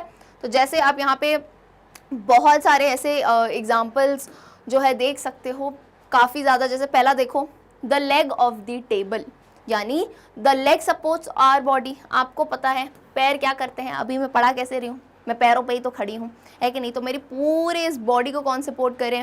मेरे पैर। So the object that supports a table is described as a leg. तो ऐसा ऑब्जेक्ट जो टेबल को सपोर्ट करता है उसे हम क्या कहते हैं? लेग कहते थे। तो मतलब टेबल का तो टांग नहीं होगी ना हमारे जैसे, लेकिन उनका सेंस क्या होता है? देखो, बोलोगे मैम टेबल की भी टांगे हैं, हमारी भी टांगे हैं, फ़र्क क्या हुआ? क्या हम टेबल हैं? देखो, अब होता क्या है, टेबल के जो लेग्स होते हैं बेसिकली, इन पे जो ये पूरा फ्रंट टेबल रहता है ना, टेबल का ऊपर पार्ट, ये इसी पे डिपेंड करता है। आपने कभी देखा आपके टेबल का एक पैर टूट जाए तो टेबल ऐसे गिर जाता है? होता है कि नहीं होता है? और वैसे ही इंसान है, ठीक है। अब इंसान के भी क्या होते हैं? पैर होते हैं। अब ये जो पैर है इसी पे पूरी बॉडी टिकी है। पैर टूट जाता है तो बॉडी ऐसी है, तो कुछ लोगों को ऐसे लिम्ब हो जाता है, कोई गिर जाते हैं, है ना, लंगड़ाने लगते हैं। तो विच मीन्स लेग पहले डिफाइन तो ह्यूमन में ही हुए हैं, है ना। फिर टेबल के लेग्स का क्या काम होता है? सपोर्ट प्रोवाइड करना है, इसलिए हम टेबल के इन पार्ट्स को लेग कहते हैं। The heart of the city, city का दिल। अब बहुत ही बेसिक सी बात है, तुम्हें पता है सिटी में दिल एक्चुअल में तो होगा नहीं, लेकिन हार्ट का काम मतलब क्या होता है? हार्ट तुम्हारी बॉडी का एक बहुत ही इंपॉर्टेंट ऑर्गन है ना, दिल है तो जान है कि नहीं। तो वैसे ही हार्ट ऑफ द सिटी का मतलब क्या है कि मान लो आपकी सिटी का कोई बहुत ही प्यारा सा एरिया है ना, आपकी सिटी का वो एरिया सिटी का दिल है, मतलब वो एरिया नहीं हो तो आपकी सिटी पहचानी ही नहीं जाए, है ना, आपकी सिटी जानी ही उसी एरिया से जाती है, तो हार्ट ऑफ द सिटी कहेंगे। Heart is an important organ in the centre of a body, so this is a word used to describe central area of a city. ठीक है, क्लियर है बिल्कुल।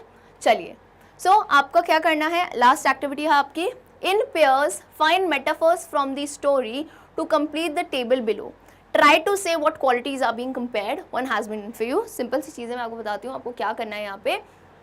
यहाँ पे आपको ऐसा बॉक्स टाइप दिखा होगा, ऑब्जेक्ट है क्लाउड, ठीक है, ऑब्जेक्ट आपको दिया है क्लाउड, मेटाफर आपको दिया है ह्यूज माउंटेन्स ऑफ क्लाउड्स, है ना, मेटाफर क्या है, ह्यूज माउंटेन्स ऑफ क्लाउड, और क्वालिटी क्या डिस्क्राइब की जा रही है, ह्यूजनेस, कि माउंटेन कितने बड़े हैं। क्लाउड मैंने तुमको दे दिया, तुमको क्लाउड के बारे में क्या बताना है, कुछ भी बता सकते हो कि माउंटेन ऑफ क्लाउड्स है, क्या है वो, मेटाफर बता दो, है ना। माउंटेन ऑफ क्लाउड्स क्या होगा? वैसे तो क्लाउड से कोई पहाड़ नहीं बनता है, लेकिन कहने का मतलब क्या है, मैं बताना चाह रही हूँ कितने विशाल हैं ये क्लाउड्स, ठीक है। तो सिमिलरली आप ऐसे इन्हें सॉल्व कर सकते हैं। आइए देखते हैं, क्लाउड तो हो गया, रेन ड्रॉप्स। रेन ड्रॉप्स को किससे कंपेयर किया गया था? याद है स्टोरी में? कॉइन्स से। क्यों कहा गया है रेन ड्रॉप्स को कॉइन्स? लेंचो ने कहा था ना, these are not rain drops, these are new coins, ये नए सिक्के हैं। क्यों? Because money that is a good crop will bring, मतलब अच्छी क्रॉप जो है, अच्छी क्रॉप क्या लाएगी? बहुत ज़्यादा पैसा लाएगी। Next, hail stones. Hail stones को क्या गया है? हेल स्टोन तुम्हें पता है क्या होता है? ओले बताए थे ना अभी, ओले होते हैं। अब ओले तो आइस से बने होते हैं, लेकिन मेटाफर क्या यूज़ किया गया है इनके लिए? रूपक अलंकार कहते हैं बेसिकली मेटाफर को। क्या यूज़ किया गया है? फ्रोजन पर्ल्स, जमे हुए पर्ल्स। पर्ल्स आपने कभी देखा होगा, लेडीज़ को ऐसे पहनता है ना, गले में पर्ल्स का हार होता है, मोतियाँ जिसे कहते हैं, सफ़ेद मोती, है ना। तो अब ओले सफ़ेद मोती तो नहीं होते हैं, लेकिन उनको दर्जा दिया गया है। क्यों? क्योंकि वो सफ़ेद मोतियों जैसे सफ़ेद होते हैं, वाइट होते हैं, ब्राइट होते हैं। Next, locust. लोकस्ट ऑब्जेक्ट है, मेटाफर क्या यूज़ किया गया है? अ प्लैग ऑफ लोकस्ट्स। अ प्लैग का बेसिकली, अब प्लैग मैं आपको बताऊं, प्लैग बेसिकली एक एपिडेमिक होती है, एक बहुत बड़ी बीमारी होती है जो बहुत जल्दी फैलती है, जिससे लोग मरने लगते हैं, वो प्लैग होता है। तो यहाँ पे प्लैग ऑफ लोटस यानी लोकस्ट का एक समूह से कहने का इनका मतलब है, जैसे प्लैग बीमारी लोगों को जल्दी जल्दी ख़त्म कर देती है, वैसे ये जो लोकस्ट थे ना, लोकस्ट जिन्हें कहते हैं, वो भी फील्ड को जल्दी जल्दी तबाह कर सकते हैं, है कि नहीं? लेकिन कहानी में खैर उल्टा सेंस था। अभी आपको यही पॉइंट समझना है, ठीक। लास्ट क्या है? लेंचो। लेंचो के लिए क्या कहा गया था? वेरी इंपॉर्टेंट, क्या मेटाफर यूज किया है? An ox of a man, यानी आदमी के रूप में वो एक बैल है, मतलब बैल इन द सेंस की, क्यों कहा गया है उसे? क्या उसकी शक्ल बैल जैसी है? नहीं, वो मेहनती है, वो बहुत स्ट्रॉन्ग है, तो इसलिए उसे क्या कहा गया है? An ox of a man. तो ये हो गए हमारे मेटाफर्स, रूपक अलंकार है। एक चीज़ को दूसरी चीज़ का दर्जा दे दिया जाता है, दूसरी चीज़ से कंपेयर करने के लिए उसे वही बात कह दी जाती है। क्लियर है? बिल्कुल कॉन्सेप्ट समझ आया? Alright dear students, so with this we end the wonderful NCERT solutions for class 10th. Hopefully ये डिटेल स्टडी रही थी, ये पूरा जो लेक्चर है काफ़ी इंपॉर्टेंट है, आपको काफ़ी कुछ सीखने को मिला है फॉर योर एग्जाम्स। अच्छे से अपने लेसन्स को पढ़िए, अच्छे से सारे आंसर्स को लर्न कीजिए। मिलते हैं हम हमारे अगले सेशन में, तब तक के लिए गुड बाय।